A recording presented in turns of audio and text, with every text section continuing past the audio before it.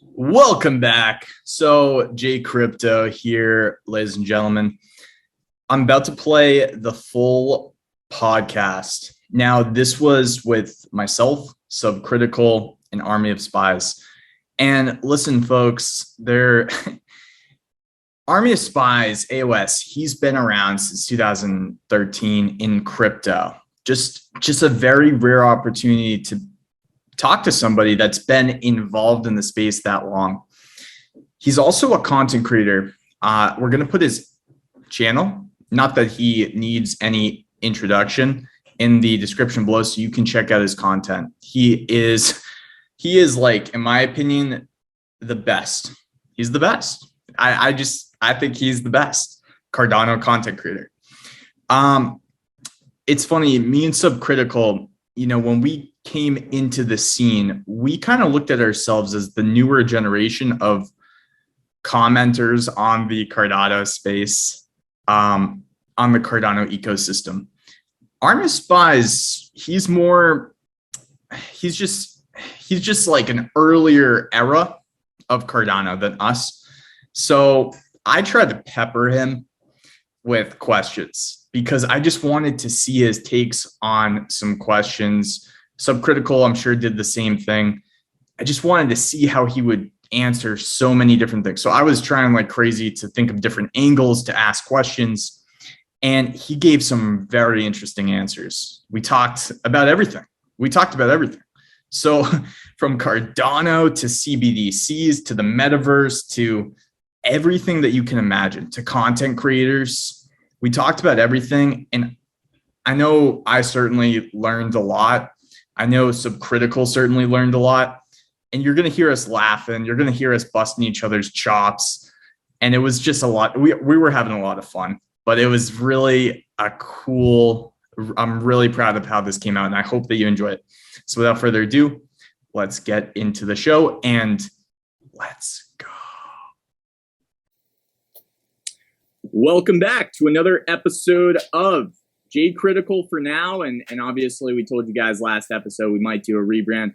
So I just want to address the elephant in the room. Obviously, me and Subcritical have done 2 episodes now in Reach Metaverse, and we got CJ today, which feels right. It just didn't feel right the other week without you, CJ.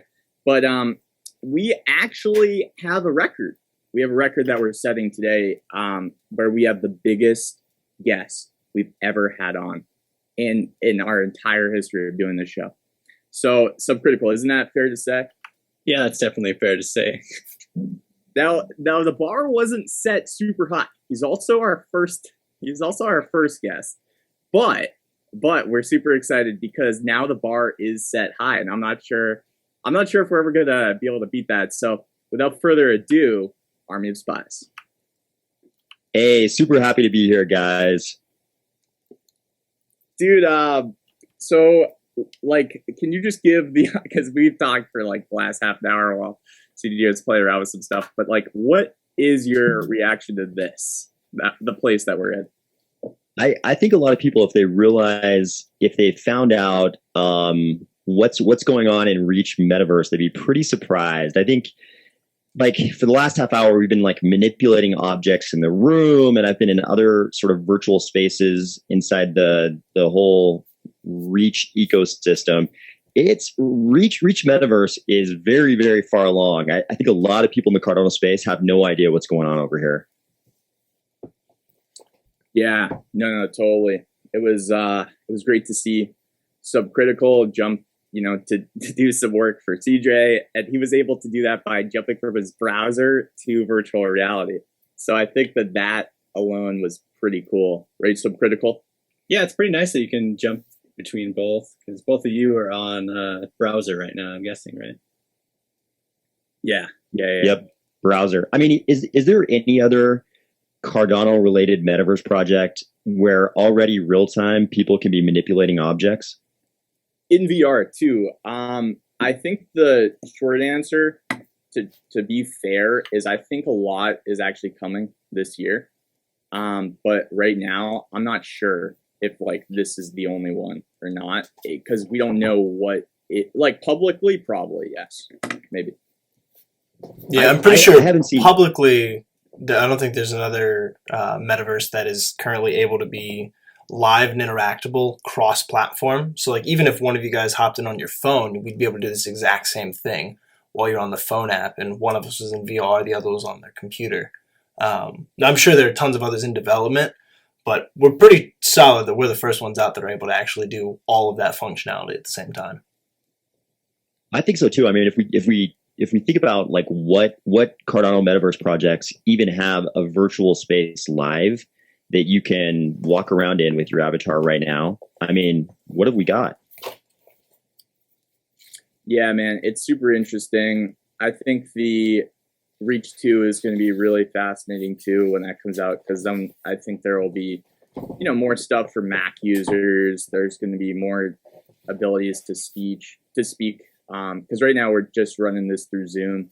So I know that these guys have a quick, agile, very pro team too. So it's like, and by the way, like we're super grateful always to CJ and all the help that he's given us to just set this thing up and start testing in the metaverse, because people talk about it a lot, but it's fun to use it, man. I'm enjoying using it.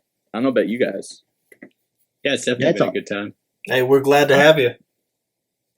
Yeah, it's awesome. I mean, like when you guys had me sort of test out my avatar to get ready for this little podcast, I went into just one of the little virtual spaces on the sort of Reach interface, and the person who was in the room with me, I showed it to them, and they were like, "Is this?" Because they've seen me play Cyberpunk 2077 a million times. They're like, "Is this Cyberpunk?"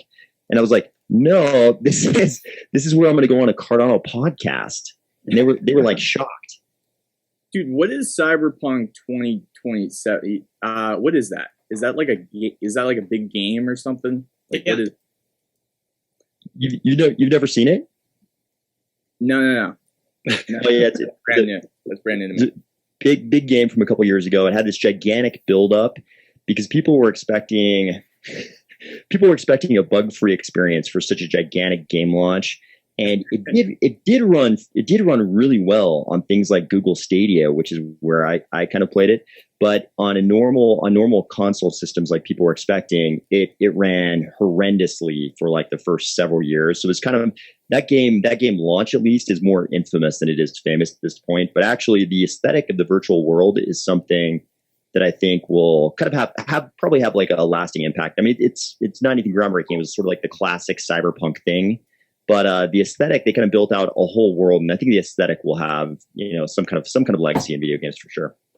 I've heard it, like I've definitely heard it referenced for that reason. AOS too. It's like the legacy has definitely impact. Even there's projects that mention it. Obviously, we're talking about that world and Reach that's themed similar, but there's a few that I've heard that from. So I was just curious. I was like, what is actually that?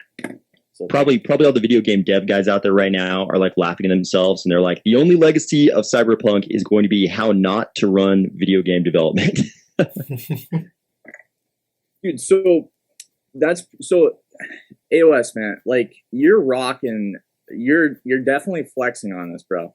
Like I'm just like, and I know I'm just kidding. But man, I'm over here on Arrakis looking for SPIES, trying to avenge my father's death. I just wandered into this boardroom. I thought maybe I could avenge some death over here. Apparently not the case. Yeah. Hey man, you never know, because like there might be, like, we don't know who's coming too, so we might have to avenge some death too. But we'll see how the podcast definitely goes. We're ready though. We're equipped. So I've got a question for you guys. So when I come into this space, the first thing that jumps to mind for me, like we've been talking about before we jumped on I was going to say on camera, but before we started recording, we touched on this for a second. It's when I walk into this room, the first thing that comes to mind for me is that this type of thing is going to be a great space for events and also just customer interaction. I think one day, even by big companies, like the customer interaction from big global corporations right now is pretty terrible. It's like, even if we just think about something simple like car manufacturers, right? If you're trying to interact with Toyota, in, let's say the West, like the EU or North America, you can go to their dealership and you're basically dealing with sort of like a franchisee who sort of has a mixed bag of incentives to deal with you in the same way that the global manufacturer would, or you can like call some phone number and go through the phone tree and have that horrible experience that we're all familiar with for like the last 40 years. But it seems like with this, some gigantic company like that, like a Toyota, Samsung, whatever giant brand you want to name, they could have a space in a metaverse and you could walk into a room like this, deal with a live human. And it seems like it would be a better experience than either having to drive somewhere in real life and deal with some salesman who works for a franchisee, probably has a mixed bag of incentives. In this kind of space, you could deal with somebody who works for the global brand themselves and is thinking about the customers of the global brand and isn't just a franchisee trying to, increase their, make their sales quota, so they stay in good standing with a franchisee who has different incentives. What do you guys think about this? Dude, the first thing I wanted to say is like, that's one of the reasons why it's gonna be huge, man. I just love, so that's the first thing you think when you come in here, brother, because that's when you're a pro to me. It's like, I mean, that's amazing. And I can see how you can definitely think about the larger picture of what this translates into. I'd actually like to develop that thought a little bit more, maybe later on. Subcritical, what do you like? Why don't you go to like, what do you think of when you kind of first experienced this? Because we've been, I don't know, AOS, did you know that me and Subcritical have been like doing VR content for probably, I don't know what, like 4 or 5 months now? Just like, yeah, I saw one of the very early ones. I think it was you guys did it when you guys were playing pool but in a different format. It was like VR chat or something. Yeah. That's funny that you remember that, because I did get beat by Subcritical. Everybody remembers your defeats. I was pretty upset about that. So I appreciate you bringing that up, AOS. But I'm just kidding. Dude, it's funny though, because with that, yeah. So Subcritical, what do you think about what AOS just said too? Yeah, I mean, I agree. Like a lot of it is thinking about how interactions are going to be in the future. And even with like these podcasts, we're thinking more interactive, right? Like you could even have people in your studio during a podcast where you can't really do that too much. Like having people on a Zoom call is different than people actually being able to like walk around and interact with whatever you're doing. Like technically we could have that shade open and maybe people could be outside like watching there or something going on out there. I don't know. Yeah, no, I think you're actually absolutely right. It was one of the things that I've seen a bunch with everything going virtual is you're cutting out a lot of middlemen of things like that. Like you're talking about the franchisees and dealerships, is that a lot of companies are starting to adopt a more direct to customer model. And a lot of them are following, for example, kind of like Tesla does that.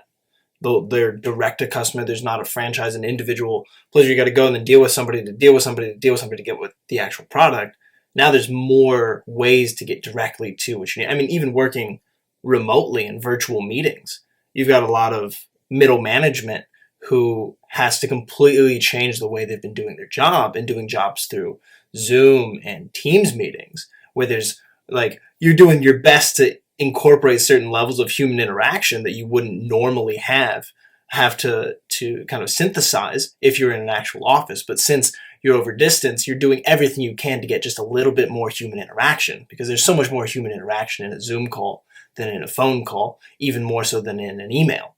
And then once you start adding layers like metaverses on top of that, then you're getting even more interaction than you would in just a Zoom call or with a camera on. So I think tons of businesses are going to start adopting metaverses for either internal work, like we've seen people using it for employee training, or you're going to have more of them using it for customer experiences and having just even higher quality customer experiences at a virtual level. Mm-hmm. Dude, so I wanted to say this too, because like that direction for the metaverse does get me excited, but I'm also like incredibly, shout out to Subcritical. I know that I'm going to expose him real quick, but then I'll expose myself. I know he's a big anime fan. I'm also a big anime fan. There's like a new episode of One Piece, I think, coming out tonight. A lot of people are excited about, but I'm extremely excited. But like, nonetheless, what like what I think about though is like more of the like this is where I believe when I come in here, man, I look at this as like, this is where IP is going to play out. This is exactly where intellectual property is going to play out, and things like NFTs that give you some sort of IP and are animated and are part of like what Virtua is doing, where they've licensed intellectual property, and you can, dude, we could be in, this is like what's cool to me and gets me excited, AOS, is like, we could buy a licensed NFT from Virtua from some movie. Let's just say, oh, I don't know. Let's say I don't know. That's not actually, let's say The Matrix. And we just got like, that's a terrible one too. Let's say Star Wars. Okay. Just for fun. And we got like these Wookiees and like an actual replication of Yoda. We could film a little small movie and like pretend to be we could be actors essentially with these Wookiees and have this crazy stuff going on. Or we could use it inside of a game that's built on, let's say, a plot of land in some way, shape, or form, and have people interacting with, it's almost like, imagine making your own Star Wars minigame or making your own Star Wars mini film. That's what I get super excited about. Mix in people live where like you can have these things and community being built. So as a content creator, what do you think about that? Man, this is a really deep topic to me, because I think what you're describing it's so deep, because I believe what you're describing actually becomes the seeds that could potentially lead to the Bostrom simulation theory thing, right? Like when YouTube came along, the first thing I thought when YouTube really started gaining ground, gaining some traction, the thing that I thought was, now that people can broadcast anything they film to a global audience, probably some of the best content out there will be produced randomly by people somewhere on the globe. Because when you've got a very small group of people in like Hollywood and a few other places on the planet making all of the media, like we had before sort of the social media YouTube revolution, you've got a very small pool of people. And always, when you go from a very small pool to an exponentially bigger pool, you always get better results, right? It's like you ran the Olympics with only 1,000 people as potential competitors. All the times are going to be orders of magnitude worse than if you have the entire planet competing in it. And so when this happened with social media, I was like, man, some of the stuff that's going to come out on YouTube is going to be way better than anything we've ever seen before. And I think we have seen that in certain things. Like if you think about like wildlife documentaries, there's way better wildlife stuff on YouTube than we ever saw from National Geographic or any of those traditional producers, just because there's so many more people trying to do it. So the product ends up being better.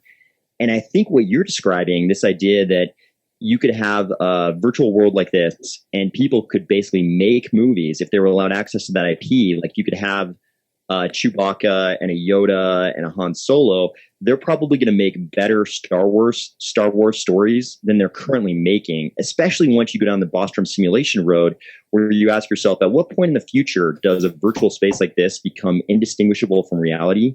And then if you follow Bostrom's thinking, I think what you're describing is you eventually end up with like movies that are indistinguishable from reality, but made by people like us, just with access to the IP.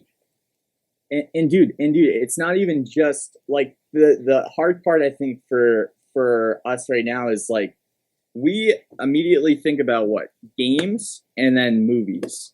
But there's so many other ways to leverage this that ties into what you were saying, that makes what you were saying at the very beginning more fun. So imagine now you have these Wookiees in a business environment for some reason, or like as an NPC. You know what I mean? Like there's ways that brands can actually build on top of this in an authentic and non-boring way that I think will play out and be actually appealing to the end consumer. What do you think about that? Dude, if I go in to talk to Toyota and they have a Wookiee as my customer service representative, I'm walking back out the door. I'm going to be super pissed. What, to buy a car? If he's just like, "Hi, I'm Jim the Wookiee," I would be pumped. I would be pumped. But I guess people just might be different. But I think that there's ways to actually have that sort of like leverage that IP. And it probably does seem crazy now. I bet you it's going to happen and play out. It's going to be more fun that way. It's going to be more interactive that way. And if you can have your business like have something that people associate with, and that, because I don't think people realize how much money goes into intellectual property just from a branding perspective. And I always talk about this with like Clay Nation and Snoop Dogg. It's like, dude, if you're leveraging Snoop Dogg's claymation or even just little sounds of his in your branding, you're immediately hitting people at a different level than if they had no idea who you were, if they're fans of Snoop. 100%. I think all of the corporate IP in all of its different guises is going to come into these kind of spaces super, super hard. Like, I mean, I was really struck by a recent post by Future Fest. Like, I've no association or relation with Future Fest whatsoever. I just saw this post they made on Twitter, and they were like, "Hey, we're trying to create gig jobs in the metaverse," and they had a bunch of like little. Like characters that were sort of their normal characters that they allow people to use for their concerts. But also they had one character that looked like a mascot. Like he could have been a corporate mascot, kind of in the same way you're describing, possible like, a Wookiee as a customer service representative or whatever. But I was thinking like, man, what if Toyota wants to, and we've seen product launches before, but what if Toyota wants to have a permanent, space in some metaverse, and you can go in there and they've got the kind of characters you're talking about, or maybe you have a choice of talking to, a super surrealistic, character or a normal person. And you can just go there anytime. Like if you're having some trouble with your car, you can go in there and talk to somebody from Toyota corporate who's not going to give you the runaround like a friend, like a dealership would, and you can have that kind of like, because there's something, I mean, you could argue you could do that on Zoom now, but there's something really different between this kind of space and Zoom. Like in Zoom, I feel like it's like open mic night, right? Like Zoom, if you go on Zoom, it's like open mic night. It's like everybody takes their turn, and it's like, it's not like they're talking to each other. It's like, okay, now it's my turn to perform in front of the group. Yes. Now you go. Yes, dude, I know. Yeah, it's like less authentic, less immersive. It's weird. It's like a fake performance. It's not like human beings talking to each other. I like the environments like this where we can like have a podcast and just like kind of like talk over each other, like keep it flowing. I think what's interesting about, you brought in the Toyota thing, right? And what I was thinking about too is like, okay, yeah, maybe Toyota won't be leveraging, a Wookiee to be a salesman. But I think where I was thinking of, where maybe the interestingness of this could be is like, if you own the IP of if you can use the IP of a Wookiee, you're not limited to like, that's value. Like that's value from a branding perspective. It just depends on how creative the person is to leverage that value and turn it into actual value. You know what I mean? Like that is a new thing that we're not able to really just like, it's really difficult to just like buy IP rights to a Wookiee. Like the average person doesn't have access to that. It's like a weird thing, right? But if there's like ways to do that, and now brands, content creators, game developers can leverage that, I just think it's going to absolutely change the landscape while the metaverse is evolving, because I'm excited to see how creative people, are able to leverage that and use that. It gets me pumped to think about those types of ideas. Yeah, it's kind of an interesting topic. I wonder, I think with the very big IP, I think what we end up with is the IP owners, like the Disney in this case, they're not going to really give up that IP. I think best case scenario, you end up with a walled garden where you can create like little, what at first will just look like little amateurish plays inside Disney's walled garden where they'll let you record yourself interacting with your Wookiee avatar.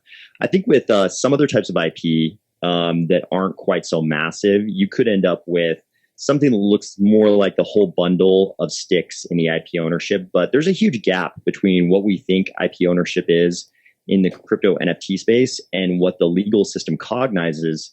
Because you run into this thing where somebody buys an NFT and they're like, I own this. I own all the IP related to this, which is something that the projects really haven't tried to object to at all or counter or mitigate. Right. But it's like super questionable whether the project actually got all of the original owners of that IP to transfer their ownership, right? It's like, how many artists actually created this? We rented this recently, of course, with SpaceBuds is like the classic case. It's like all of a sudden you have other people pop up and it's like, okay, I thought I owned this IP, but, have I actually seen all the documents where everybody who originally owned this IP transferred to this project, and then the project, of course, transferred it to me? I think there's a pretty big gap between those two. Yeah, there definitely is, because a lot of it is just a standard of saying, hey, you own it. But now, like we're seeing with SpaceBuds going back, it's like, okay, who actually owned any of this? Dude, the only company I've seen that like I feel pretty good about that's done this is actually Virtua. Because they've like, we're talking, and by the way, yeah, okay, that's a fair argument. Disney might not want to give up their IP in such a careless way, right? And maybe they won't, but I mean, if somebody buys a license to stream like an anime, right? Like on Crunchyroll or something, if like money, I think does talk. So if somebody does approach an IP holder and maybe it's vintage, maybe it's not something that's still really doing great, but still has a massive impact in the eyes of many people. If that's properly like bought, because that's what I think Virtua is building their business model around, is actually purchasing, like in the interview, they've bid on like $60 million IPs. So if a company that is able to actually buy the rights to create some kind of collection that gives people an object that's animated that they can use or even use as an avatar, then I don't see the barrier to like, I don't see the walled garden for that. What do you think about that? Yeah, I mean, it's sort of a spectrum, right? You've got like Disney is never going to sell you all of the IP to Chewbacca, right? But it's like whoever owns all the Cowboy Bebop IP, now that it's no longer on Netflix, they could, you could see like 10 years down the road when it sort of disappeared a little bit from the public consciousness. I could see them giving up little like, bit characters or something more obscure, some bit character from Rurouni Kenshin or something like that. Like I could see those as those start aging even more, I could see them giving up little bits of the IP, as the franchise starts to age. That could be possible. Don't you think deals will be struck though with companies like Disney, where like it's not like they're giving up the IP, like you still have to go through them to license it, and maybe the royalties don't just go back to, I mean, I don't know, this would be a really fun conversation for some of the guys at Virtua who have literally like done stuff with companies like Disney. I mean, it's like at that scale. It's kind of like if Disney gives, I guess, Virtua in this case, and if the guys from Virtua are listening to this, I'm just speaking from my, where. So just remember, this is just thought experiment and for fun. But since we have AOS on, I think it would be an interesting question, and maybe we can move on to more Cardano and stuff after. But I was just going to say, like, don't you think that it, like at some point, if they are able to buy the license for using something like Chewbacca for an NFT sale, and like the terms and conditions are all sorted out for how many will be minted, and there is commercial use that the NFT holder is allowed to do, don't you think that could play out? For sure. I think it's just like another revenue stream for Disney, and for them it'll be like I think it could be a couple different things. Either we end up with some kind of like universal, NFT porting into different metaverses. Like I think we'd all like to see that. We could just port different NFTs into all the different metaverses, or they have some kind of a deal with like whoever is the biggest metaverse in crypto. Whether that's a sandbox or some Cardano metaverse that gets gigantic in the next 5 years. Like I could see them making a deal with them and being like, okay, we're going to allow you guys to mint like 10,000 Stormtrooper avatars, something like that. I could see, of course, for Disney, it's just like, dude, I would buy all of them, bro. Imagine an army, fucking, like 10,000 store. You could do a lot of cool content with that, man. Like I would almost want to create a DAO for that, bro. how about this? If we take it back into our own world, if we think about the Cardano world, like as it stands right now, without, because I mean, I think to talk about these gigantic IP properties, we have to go a few years down the road for a lot of the Cardano. Right. That's where I'm coming from too. By the way, for the audience, it's like, yeah, it sounds crazy, but that's what gets me excited. So I'm just like, being passionate for a minute, but obviously it's not super realistic right now. But yeah, go ahead. I love your angle. I love your angle of basically like creating fan fiction through these big IP pieces and metaverses. Yeah, it's basically like CGI fan fiction, which is, I mean, just like saying those words. Will there be CGI fan fiction? Like, of course, that's going to exist for every anime IP property that's ever existed. And you're probably right. Like the metaverse will probably be that. And I think that's like sort of a medium term and long term thing. But in the short term, what I think is going to be interesting in the short term is sort of like original IP created in the metaverse. And by original, that could just be an NFT project or something like that. But what I wonder is like, who do you guys think will be the first Cardano project that has a headquarters in a metaverse, but one where they, for some regular amount of hours per day, have an actual human waiting there to talk to you? Like, let's say you go into whatever metaverse and X Cardano project has a little building there, and they've actually done what FutureFest is suggesting. They've hired a human who's going to be there, whatever, like 8 a.m. to 5 p.m., like maybe a couple shifts, and they're just waiting to talk to you about their project or do customer service if you're having a problem with their project. Who do you guys think, or maybe to make it more broad, what genre of project will be the first one that has this? So you're talking like basically a front doorman or a like secretary for a metaverse, for a general project, but their metaverse building has a like just person you can walk up and talk to? Yeah. Dude, I think there's a bunch, man. Like, I think that there's already, like, first of all, Clay Nation, obviously, right? It's like they already have plans to do this. I know the community has plans to kind of like the Discords are amazing, because imagine being in the Discord as a mod, and then I always look at Ritos, and I'll jump to that in a second, but obviously that's, a metaverse project with Pavia because he's a Discord mod there.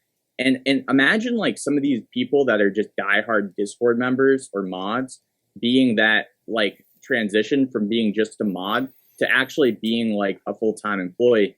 And dude, I think that's 100% going to play out. I think Play Nation is obvious because they're building their own thing, and obviously they have like plans to kind of do this from what I've gathered. But I think it's more than, one, bro. I don't even know if we can specify a genre, because like, what are the genres that we can choose from? You know what I mean? I'm asking. Oh, sorry. Go ahead. Yeah, I would just say like I could see like different like DeFi projects kind of like laying out like kind of how all their stuff works or something, or walking you through it if it was like a possibility to actually do it. Because I know a lot of those things can get pretty complicated. Otherwise, I don't know, even like NFT maker or something, being in there and showing you how an NFT works, or like, what exactly it is.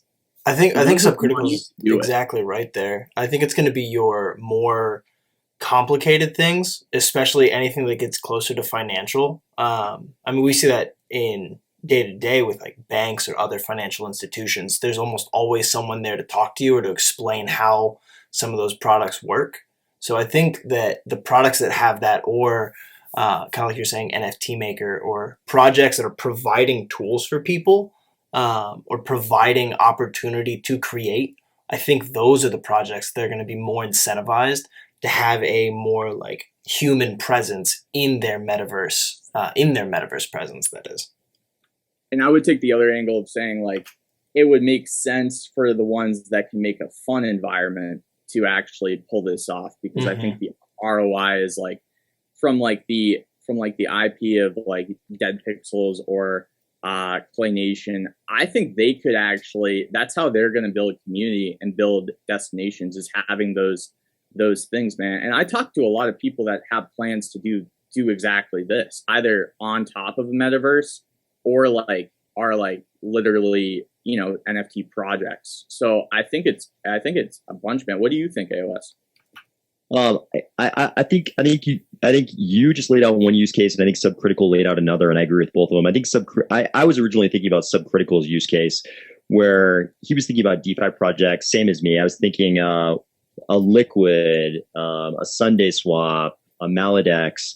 They could have a little building, and people who are having trouble, doing whatever, LPing, farming, like they're currently doing that in Discord, right? A lot of these projects. And my main thesis is that everything that's 2D is probably going to go 3D.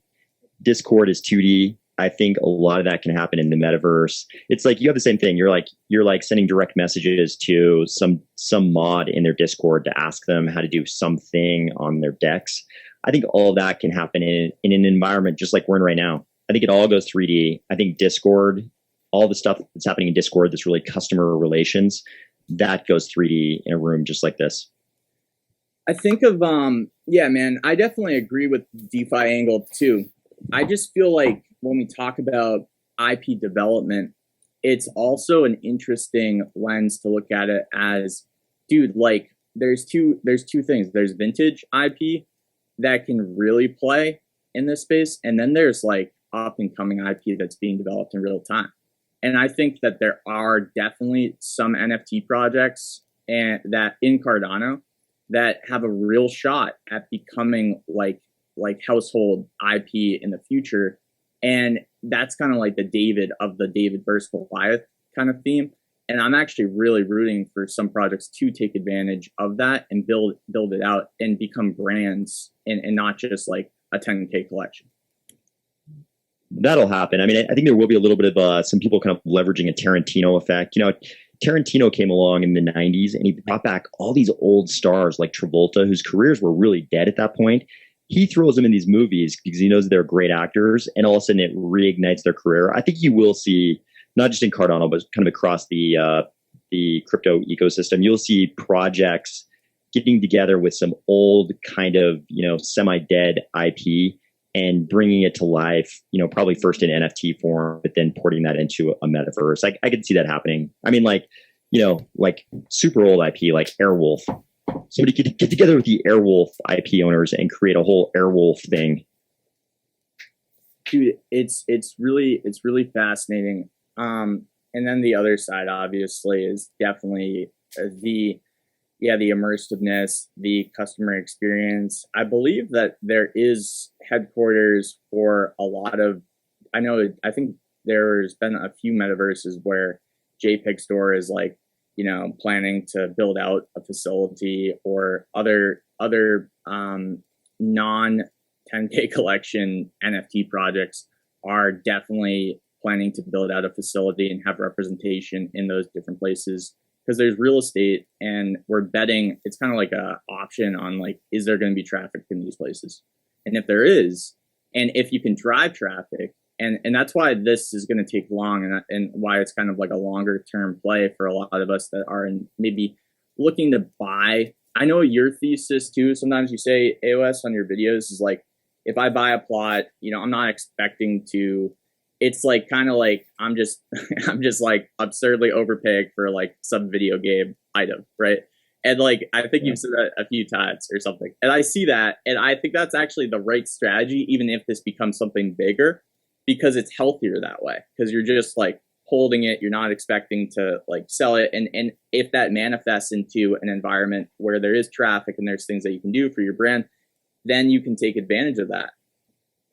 Yeah, I mean, it's like that kind of approach by me is informed by having lived through crypto cycles before. Like, I cannot tell you, in both of the previous boom and bust cycles, the stupid things my friends bought in crypto. Like in 2017, they were buying ICOs and trying to tell me about the business plan, and they would get like 60 seconds in, and I would ask them like one question, and they would suddenly realize that the business plan, whose ICO they bought into, was absurd, right? And of course, we had thousands of projects like that failed. And I know people who put, amounts of money definitely missed into those. I think we will see the same thing with a lot of metaverse projects. Like a lot of metaverse projects, they're going to launch and people are going to be disappointed and like grasping onto any any hope that it becomes something bigger. But when you think about the incentives of a lot of projects, right, it's like it's something Charles has talked about a lot.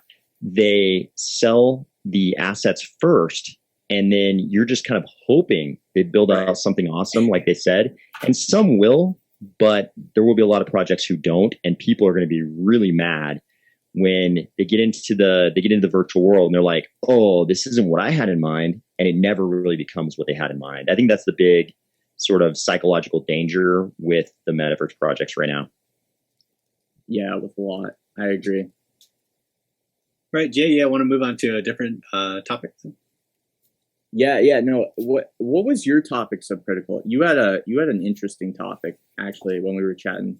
Yeah, well, I just kind of brought up that like Sunday Swap, their farming rewards for Sunday have ended now. They said once governance kind of comes around, they're going to vote again and see how much to emit.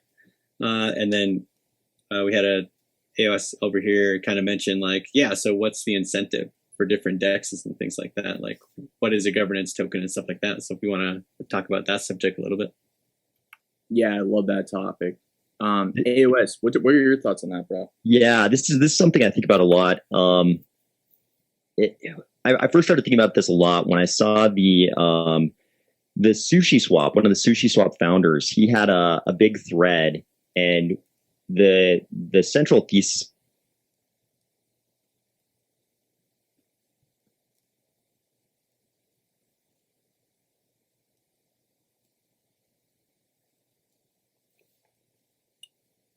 Sorry to interrupt. Is anybody else still hearing him?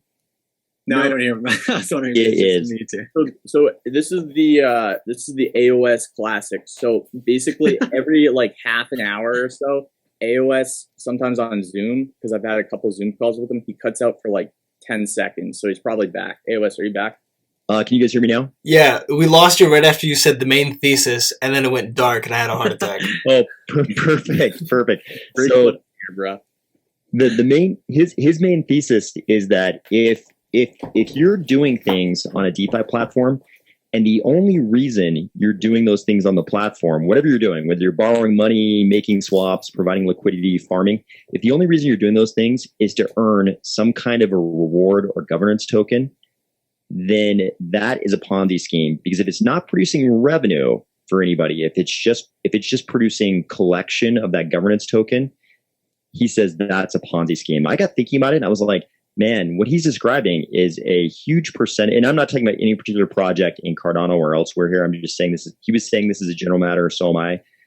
It's an interesting thing when you think about the degree of Ponzi-nomics in DeFi platforms. You have to ask yourself, why are people doing the things they're doing? Is it because there's actually a legit revenue stream somewhere there, or is it just to collect the governance token? So it's like, if it's just collect the governance token, then when the markets for that governance token, if they ever take a hit, that's going to affect the actual use of the platform, because the only reason people are using the platform is to collect the token. Yeah. It's a big issue. And I'm definitely somebody that's yield farmed on Pancake Swap and all these different things as like a practitioner of the tech / sort of just like hoping, you know what I mean? But like being aware of this is so important, because what I've done since those days of yield farming is drastically cut back, because what I think is going to end up, what I think the solution is, which is probably the most important thing to highlight, is DeFi ecosystems. Like, I think that it's really important to not be a one shop or a one stop pony, whatever that expression is, and you just have a DEX that has an inflating supply of tokens that they're giving out to members. The other part of this model that I've seen as like a little bit of a helper, but definitely not preventing or stopping, is this like concept of, burns and having maybe the underlying DEX, that is yield farming themselves, burning a percentage of tokens, or taking like a 2% fee from all the yield farmers and burning that to offset. But that doesn't really offset, because most of the time what happens is you're still running into the problem of like, are we incentivizing people to yield farm?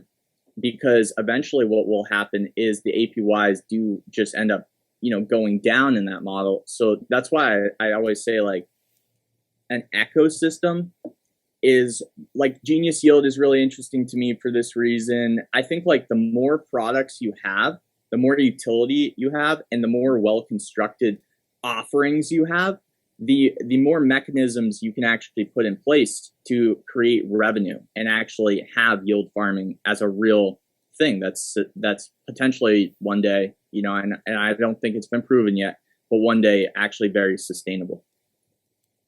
Yeah, it's a really interesting question. Like if you ask yourself the question,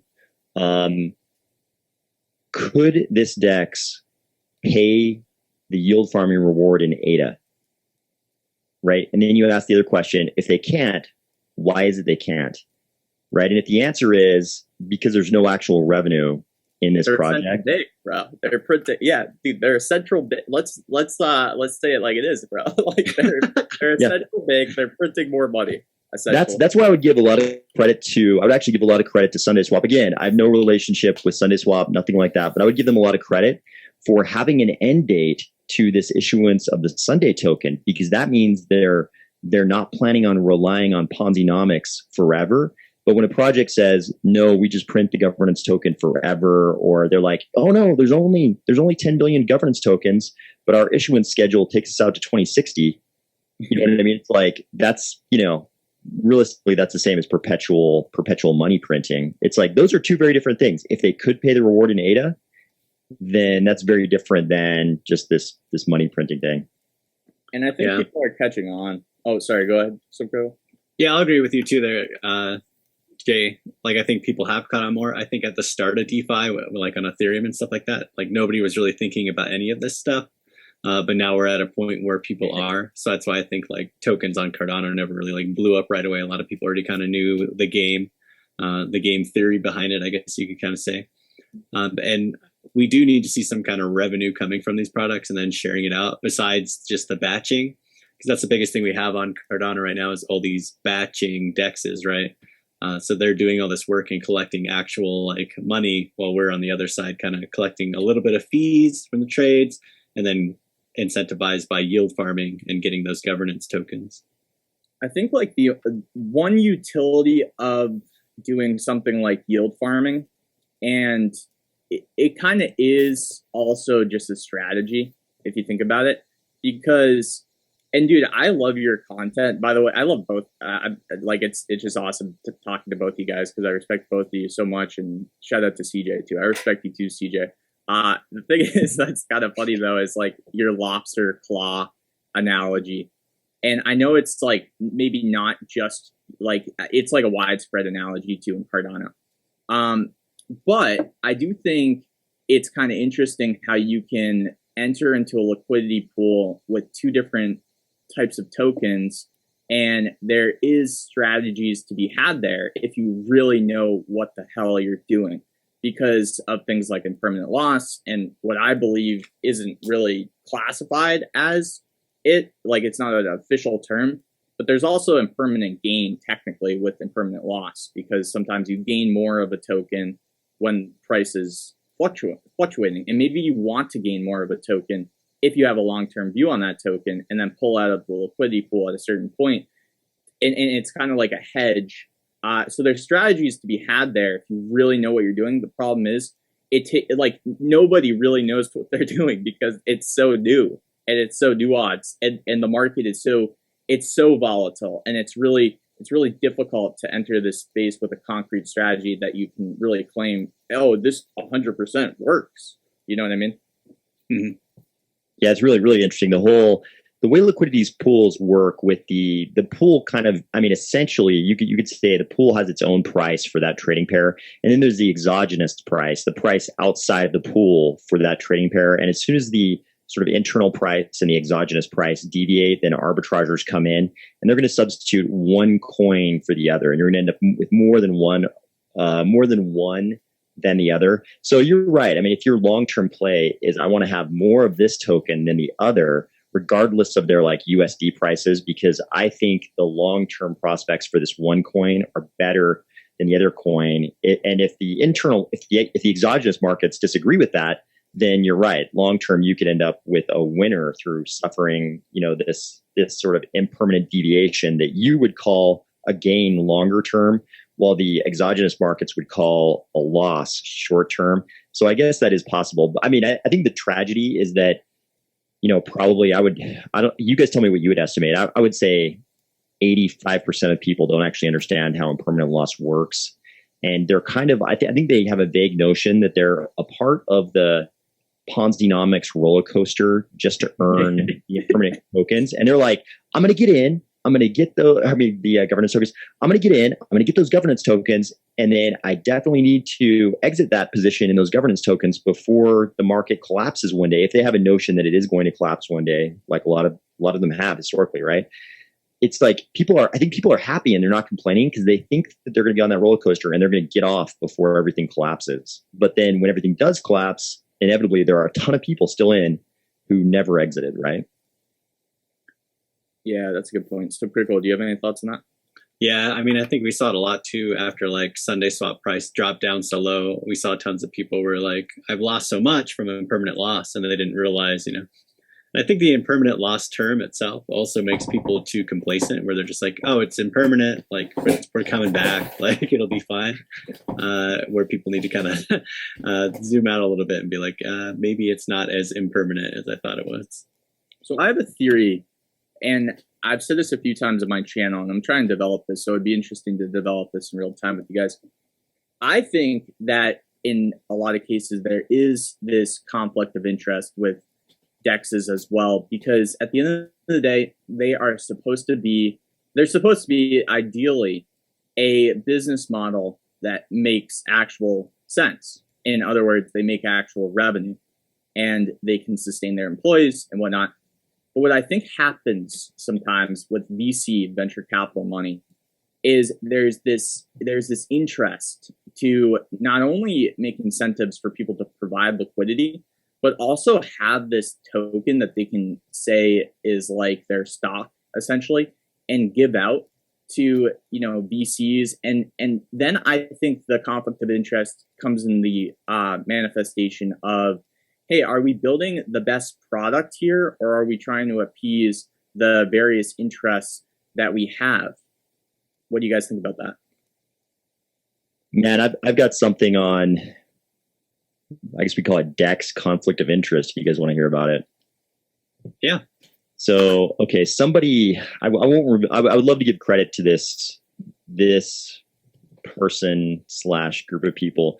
I'm not sure if they would like that right now, so I won't say exactly who it is, but somebody hit me up and they were like, hey, I don't know if you know this is going on, and we'll say these are all alleged facts, and I'm not going to name any names, but they said, are you aware that certain DEXs are taking all the funds or some portion of the funds deposited in their DEX, they're delegating it to their own pool where they're keeping all of the rewards, and they could easily, do the following. They described to me how to return those delegation rewards to the users, but they laid out the figures, and it was in the millions of dollars per year that this person thought this particular project was making by delegating all of their funds to their own pool, which they get all the rewards from. I mean, I think the key there is so they were doing this with ADA. They were staking ADA, is what you're saying? I could be messing up the specifics because I haven't had a chance to really look into this deeply, but they were basically like, you notice they've got certain pools that all have, ADA as one of the two assets in the trading pair. All that ADA is being staked to their own pool, and they're walking away with the rewards, and they were laying out these, they were calculating millions of dollars in ADA rewards per year. And they're like, they don't talk about this, and here's how they could easily give that back to the LPs.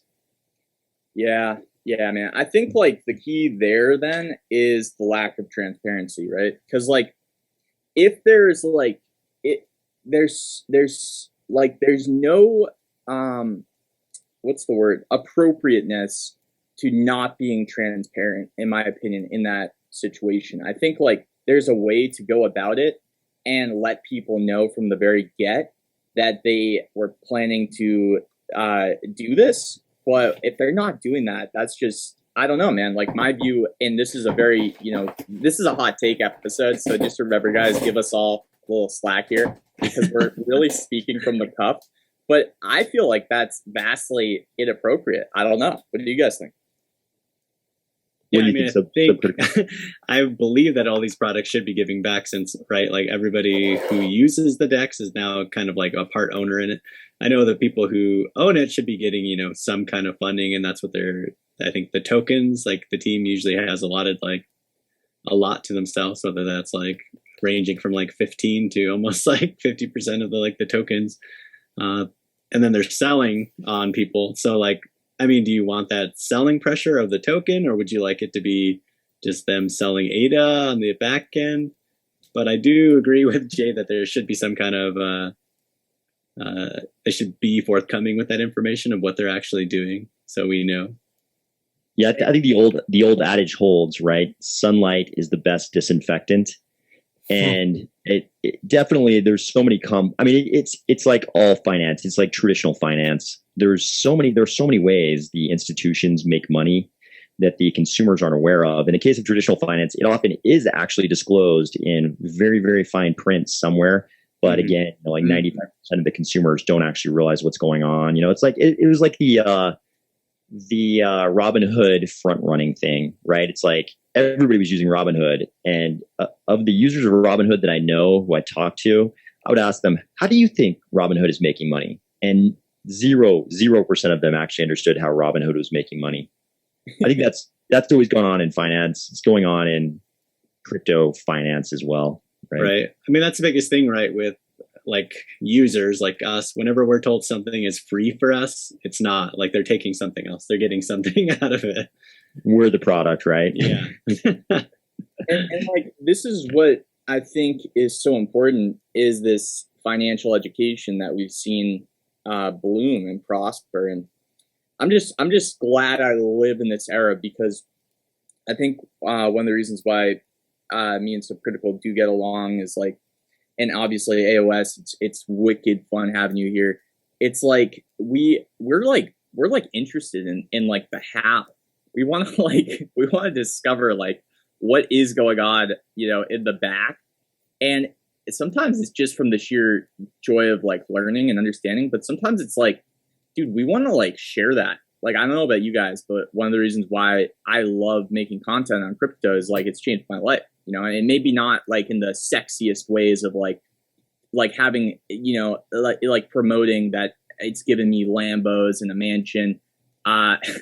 Maybe one day, right? Like now is probably the time, if there was a dream to sell, it's never to sell it at the top, right? It's not to sell it when the bull market's there and people are coming in and spending money at the top. It's like, yeah, there's actually real potential, not financial advice, in a bear market to maybe make some massive gains. And that's true. But it's also like so much more than that for me. It's like, what is going on with this tech? We think it's going to change the world. We don't know how necessarily. We do know how in some ways. And it's just very interesting to peel behind the curtain. But the problem is that you highlighted, even if there's a disclosure, I think the point you're getting to is like, even if there's transparency and disclosure, it doesn't mean that it's going to make a real impact with most consumers. Yeah, my big fear is always that financial education, like it's going to work on people like us, and maybe a lot of people who are in crypto now. It's going to work on people like that. But when you talk about the mainstream, it's like anything beyond very fundamental financial education, I think doesn't work on like 90% of the population. It's just a big, deep freaking rabbit hole, bro. Like there's a lot of concepts to get a hold of, I think it just takes a lot of time, honestly, for things to get cemented in the public consciousness. Like, how long ago was it that, like, even something as simple as copy paste was Control-C, Control-V? Like, how many times I've had to explain that to either parents or even friends way back when I was in university, and like explaining to them, like, there are these shortcuts that you can use. And then like more and more of those things are becoming common knowledge as people are using them, as adoption slowly gets higher. But it's like, I'm actually curious what you guys think the best ways of educating, I'll say, the general populace and like pushing adoption on some of these things so that everybody's on the same page. No, that's a great point too. It's like, to me, the thing that unfortunately does get people interested enough is this process of there's some sort of dream or there's some sort of opportunity here that's life changing. People invest money, they get burned, and then they either stick around or they decide to like learn a little bit more of like, damn, like I got burned. I didn't see something here, but I still do believe this is life changing. And I think so like that's a whole different dynamic than with some like what you just mentioned, CJ, with the shortcuts being branded in the public consciousness, because there's real money at stake. So it is an interesting dynamic shift there, but I do think it does work.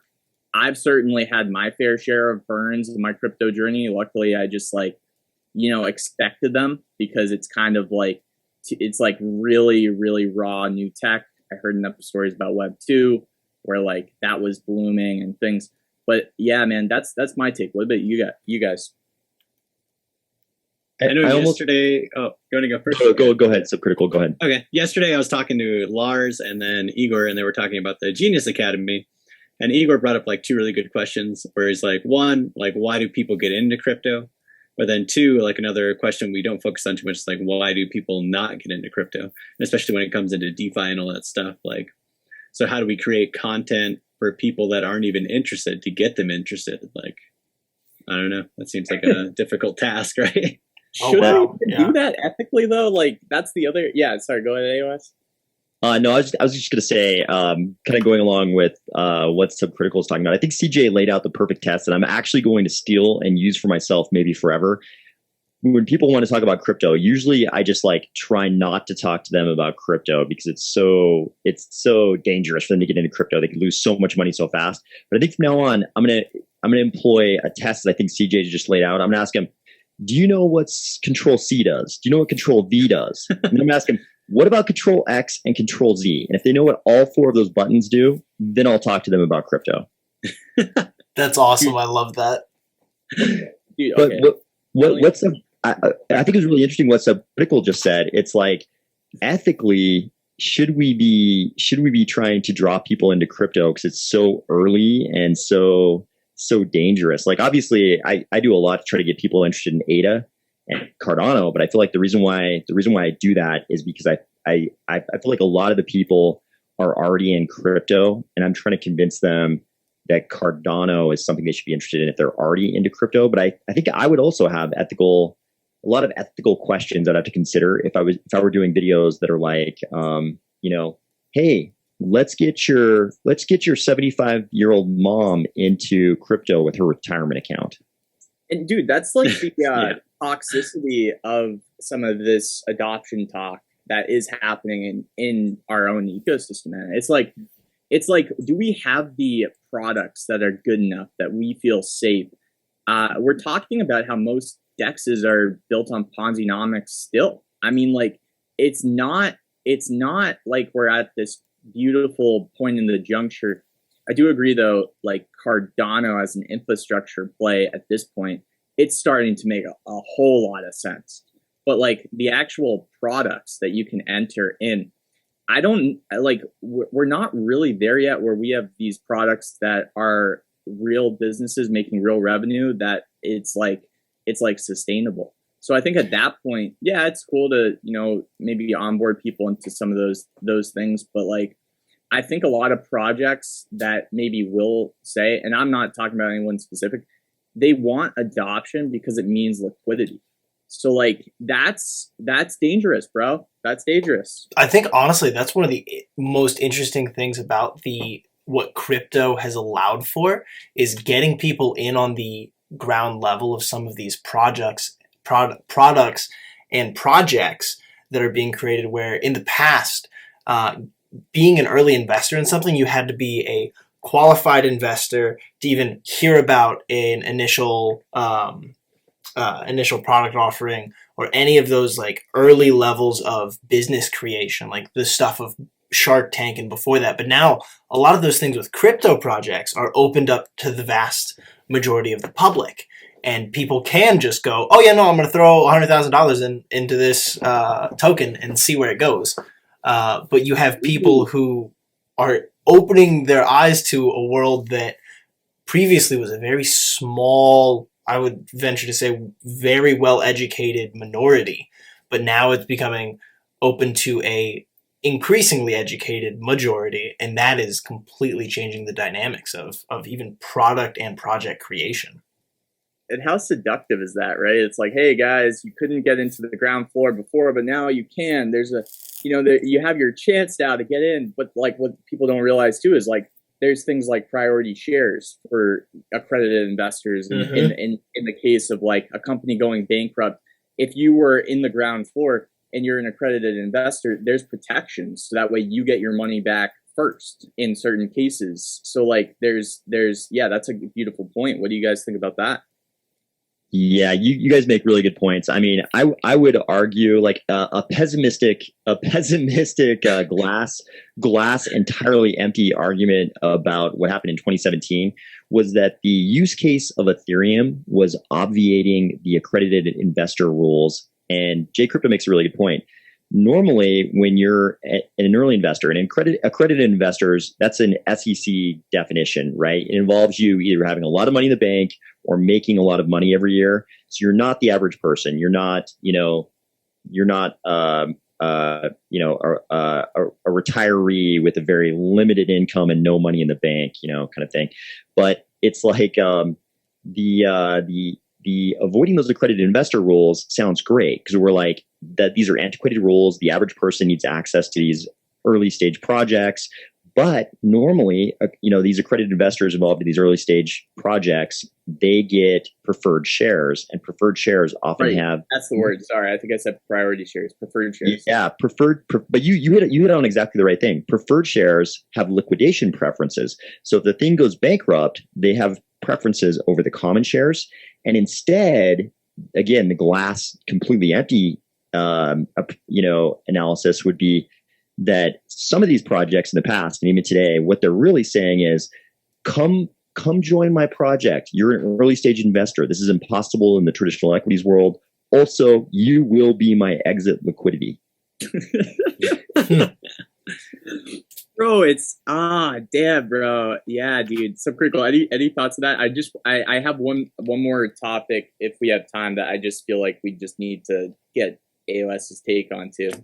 Yeah, I mean, I agree with it a lot, especially because I know like a lot of people who work for startups still like usually get, stock in a company. And if that company actually does like an IPO one day, like that's their big money maker where they like put in all that effort and it worked out for them. And it's the same way with like crypto projects where they're paying a lot of their people mostly in their token with the expectation that they're going to dump it on the market later.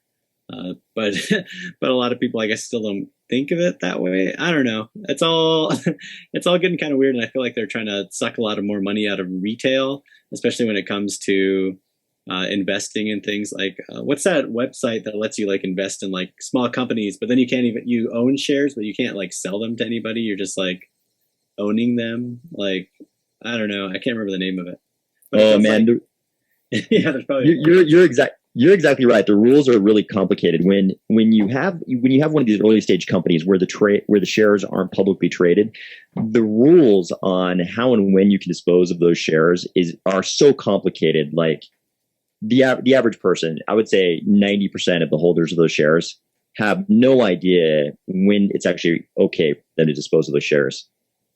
Dude, I was gonna say too on that.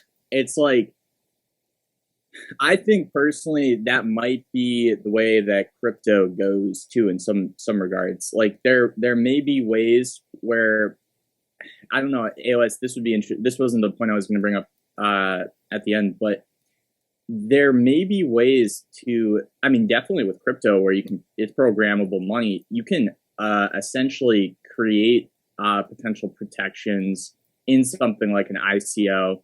And also have durations where people that do enter those ICOs don't sell. I mean, that's like obviously potential opportunity. So it will be interesting to see if regulation steers that way, where like we do make more of an effort to because there's reasons those rules exist as well. And maybe that's where the access that's created doesn't come from. Well, it gets interesting. Maybe the access that's created there doesn't come from an individual investing in an ICO. Maybe it comes from them, being part of a DAO that is essentially like the modern day, I don't know, firms that manage money. And you're trusting that DAO to have specialists to analyze different ICOs and have, the accumulative funds to enter. I could see that maybe working, but still having not like a always successful rate, right? But what do you think about those points? Yeah, I mean, I think there will be funds like that will operate as DAOs, probably Wyoming LLC DAOs, and they'll take crypto assets from people, and they'll have people working for them that analyze different projects. I mean, this was actually part of that was the original DAO in Ethereum that caused ETC, Ethereum Classic, to be a thing, caused Ethereum, the coin we call now Ethereum, to fork away from what became Ethereum Classic, was because they started a DAO that would invest in different startup projects, exactly like you're describing. And they had the giant hack, and that's what caused Ethereum to fork away from ETC. So I mean, that's the original use case of a DAO. Yeah, that's a terrible. Man, that's I don't think I was trying to say we should do exactly that, where a DAO could get hacked. But you bring up a great point. What do you think about the programmable side of money, where things like preferred shares could enter into the space? Yeah, I mean, it's the basic smart contract use case that we can have. We can trust in code. We can have code that just delivers your assets back to you in certain cases, or delivers your assets to X person, X wallet in certain cases. I mean, this is one example of the beauty of smart contracts. Yeah, it'd be pretty interesting if we had a project that had a set date of if we're not live by this date, you could get your money back or something. It'd be pretty interesting, but I don't know how many people would want to go for that as a project. Yeah, seriously. I mean, you could. I think Subcritical makes a really good point. You kind of touched on this earlier too. I think we haven't yet. I mean, people aren't aware of how much more the projects could give their investors. Basically, ask yourself, how many of our DeFi platforms have straight up said that governance token holders get profit sharing? They all talk about profit sharing as a possible thing, but how many of them have actually said, you as a governance token holder will get profit sharing? People buy them, equating them to shares, but all of the projects are aware that if they sell those and strip tell you, you will have profit sharing. It pushes them closer to the Howey test. Right. That was the next question, is do you think regulations will steer that change of things like preferred shares entering into the space? I mean, here's the big fear. Here's the thing that would be really bad for crypto DeFi. If the SEC wins and they say, hey, you guys can do all the same stuff you're doing, but by the way, nobody gets to invest in those early stage projects except accredited investors, that collapses such an enormous part of the market for every single blockchain with expressivity. If a blockchain has smart contracts, accredited investors only being able to buy tokens of early stage projects collapses a huge portion of the market. I think that's why it's so critical that we win in Washington and we don't end up 100% under the SEC. That's interesting. I guess there's a dilemma there, though, no? Because if a huge part of the market is investing into, let's say, I mean, this is I hate to be glass half empty, because I love DeFi. I love the things going on. So I just want to preface what I'm about to say with this. But if a huge part of the market's investing into Ponzi-nomics, I mean, isn't that kind of a dilemma? Maybe there should be an option for yeah, it's difficult, man. Do you see what I'm trying to articulate? Yeah, I think your boy Gary Gensler would happily shut down every single project, every single crypto DeFi project, and say they're violating a plethora of rules. But I mean, I think the transformation we need to go through before that happens. I think we can be optimistic about crypto DeFi if the following thing occurs: if the crypto DeFi projects go down this road where they say we're not going to incentivize our users purely with perpetually issued governance tokens. We're actually going to have revenue streams, and people are going to participate in a project because there's actual revenue. If we go down that path, like Sunday Swap no longer issuing the Sunday tokens for yield farming. I actually don't know anything about that. I only know about that in the context of our discussion today. But if projects go down that route, I think there's hope on the regulatory front. But I think if your boy Gary gets a hold of all of crypto, I think please don't say that, man. Please don't say you're going to see a lot of projects get shut down, dude. So like, man. And this is like, I don't want to get painted as like the anti DeFi guy here. I'm just trying to say like, it is kind. God damn it, AFS. But I mean, I think all of this applies to everything, like even NFTs and stuff like that too. So, well, I do think it's like there's, but I do think we need to acknowledge in a way, without, I guess, getting too crazy here. There seems to be this dilemma of either you're gonna get, if you get into crypto and you have no expertise and you have no knowledge of what's kind of going on behind the scenes, you're probably going to get burned if you're just taking risk. And that's happened. That's kind of played out. So who knows? Maybe there's better products being built right now. Maybe that will change the landscape too. But like, there is that element at play. So like, how do you kind of build a framework that can either educate consumers and give them the opportunity to, when they enter into an ICO, have preferred shares? Because like, it doesn't just mean delayed money for consumers. It also means like, if the company does not succeed, you get your money back. You know what I mean? So this is I'm going to say this is a super strong realist perspective. I actually don't think the financial education thing works for.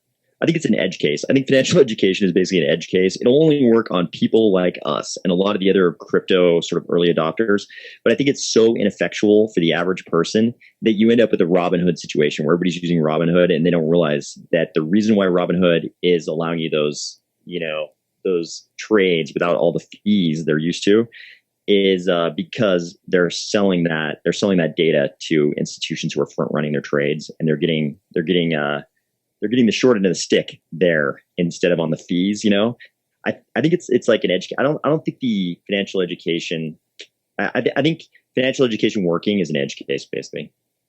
Yeah, I would say so too. Because like they like automatically even sign you up like on Robinhood for like margin and stuff. They're like, yeah, you're on margin, and then you don't even know. Like people were just getting like, like they're like, why did all my stock sell itself? And it's like, yeah, you're on margin. Like that was money you didn't have. Like people can't track their money, and they knew that. Like they set it up to be gamified and just easy to use because they knew people would just use it and they could collect all these fees everywhere. Yeah, that's a good point. I'm sure a lot of people are like, margin call liquidated. What? Yeah, man. And that obviously can be a tragedy. But yeah, I definitely am a free market guy myself. I'm just trying to bring these points up just to kind of put them out there. It is interesting what's happening. But you know what, Jay, you're wearing a suit. I'm pretty sure you're part of the SEC. Bro, yeah, trust me, man. Like if I was part of the SEC, that would be, I'd be living a very different life for sure. But you know what I think? You know what I think cuts through all of this? I think like what actually cuts through all of this, like we're just going through the same veneers of obfuscation of institutions making money and the consumers thinking they're going to make money, but actually ending up not making money or more probably losing money. I think what cuts through all of that is that if we have actual businesses in crypto, like we have all these things, all these platforms are not actual businesses. And by business, I mean something that creates revenue and the revenue exceeds the costs of the project, right? Like if we have actual businesses in crypto DeFi, then it cuts through all the nonsense. But what we end up with in a lot of cases is these layers, these veneers of obfuscation, so that people don't realize the platform is actually not a real business. Yeah, no, I agree. I mean, I would still argue, though, it's tough to tell if something can be a real business long term, because you don't know. There's that human element, right? So you don't know if they're going to perform and build the product in the way, or it's going to work long term and not be disrupted. So, like from strictly an investor point of view, I would look at preferred shares as like a whole separate thing from the point about Robinhood and data and that kind of lens. I would look at it as, if it was an option, I might actually use that option. If it was just a clear-cut option for investors to basically bet on the project longer, maybe enter into this ICO, but also have things like preferred shares. So I am protected against that risk, but who knows? Maybe if it's something that I've researched, done a ton of research with, feel good about, yeah, maybe I'd feel comfortable taking that risk. You make a good point about the preferred shares, the liquidation preference. And I mean, it does exist in crypto right now. Like, we have DeFi projects in Cardano who did seed rounds with big institutions. I mean, in at least one case I know of, including 3AC, where these projects were involved. I'm talking about, let me disclaim that I'm not talking about any particular project here, but they did seed rounds, and those institutions got their seed round coins unlocked at, on like a monthly basis in some cases. And you could see in the market, they were just dumping those on the retail investors who are continuing to buy. And they get this ability to liquidate their positions before, in some cases, before the team gets their coins unlocked. So it is happening, just not for us. That's what I'm saying too, by the way. It's like, yeah, it's cool that it's happening with VCs, but like, what does that mean for retail? It's like, yeah, retail just gets the spread of the stick. Obviously, an ICO, it's kind of like, maybe there's a VC seed round before that, and people don't even understand that. You know what I mean? So like, if it's truly accessible to retail, I don't know, man. Like, honestly, this is the reason why I also stay away from ICOs too, and just try to like see how things do and just stay in touch and make smaller plays here and there. The safest play, I guess, would be ADA. But in another quick mention before we kind of wrap up here, AOS, what do you think about, because this is something I constantly am in Twitter spaces, hear people just really worried about, and I don't know if it makes much sense talking about it too much in our echo chamber of like Twitter spaces, to the point where it's like kind of exhausting. But the argument they'll say is like, it's important for awareness and stuff. What do you think about CBDCs? Should we be worried? Oh man, this is such a deep discussion.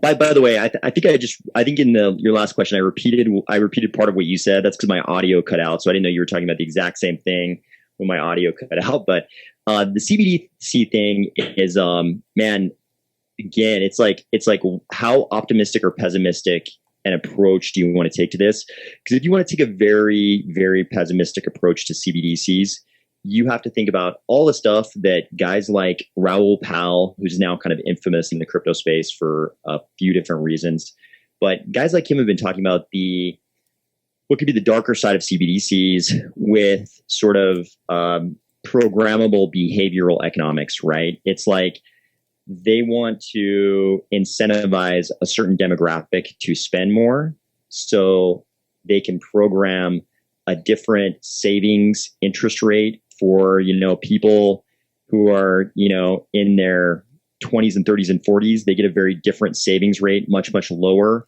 than somebody who's in retirement, because they want to incentivize the spending of those people in that very young demographic, or more likely the opposite, because people in that young demographic do a lot of the spending, whereas retirees are like, me as a lobster with my ADA claw. I never want to give up my ADA, my real ADA bag for any project, right? I always buy brand new ADA when I'm buying any project. I use brand new ADA for that, because I never want to dip into my big bag, my normal bag of ADA. I mean, like, you could say retirees demographically are kind of like that. They don't spend, so maybe the central banks will incent. And there we went again. Yeah, I guess it's like every 40 minutes, maybe. I don't know. It's interesting. Let's see. He's usually back in like, I've timed it. It's like 10 seconds. Does he hear us when we don't hear him? I don't think so, man. Because sometimes like when he comes back, he's still like kind of going, you know. Oh, he's probably still going on his point. No, I can. Sorry, it's the other program we're using for audio. That's the one that's causing the problems. Like I can this virtual space we're in is fine. It's the audio program that's causing the problems. Like Zoom. Dude. So I think you cut off at the famous analogy, ate a lobster claw. Okay, yeah. I mean, like I think the dark side is they could get into this behavioral economics thing. Like they know that retirees are not going to spend their money. They're like me with my ADA lobster claw. I never want to give up my ADA, right? I always use brand new ADA whenever I'm buying into any kind of project. And I think they're going to they could end up doing the same thing with those kind of groups who they think aren't spending enough, because spending and the demographics thing basically drives economic growth, right? Yeah. The problem though is then you have the central bank picking winners even more than they do now with modern monetary theory. Like the Austrian people who subscribe to the Austrian economics side of things will argue that through modern monetary theory, the institutions closest to the printer press are being picked as winners over retail because they're getting the benefit of the inflation of M2. And under CBDCs, you get programmability that makes that like orders of magnitude more potent. So like the thing is that's brewing in the US is, and I had somebody send me, I guess, just like, I can't say who, but they sent me that there is currently a bill in Washington being discussed where any bank can have their own digital like crypto, like bank crypto that's not necessarily tied to the central bank. It's just tied to their own bank. And I don't know, have you heard about this concept where it's like a $1-for-$1 to like local, let's say AOS Bank, they can give you a crypto that's like the AOS stable coin, and they have to hold actual dollars in a special interest vehicle and not do anything with that. And maybe the argument for why they would do this is it's a gateway to now providing services that can enter into the crypto market, so banks don't, like local banks don't go completely extinct in the next 30 years. Man, there's a couple different things about that. First of all, you could argue it's a little bit of a return to like the 1800s when banks were issuing their own currency, right? Which is a little bit scary, right. But it's also like we've seen the evolution of this, right?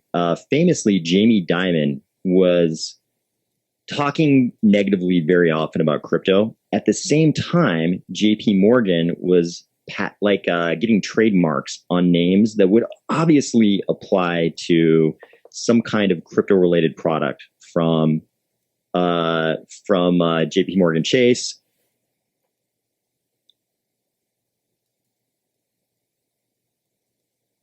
Did he cut out again?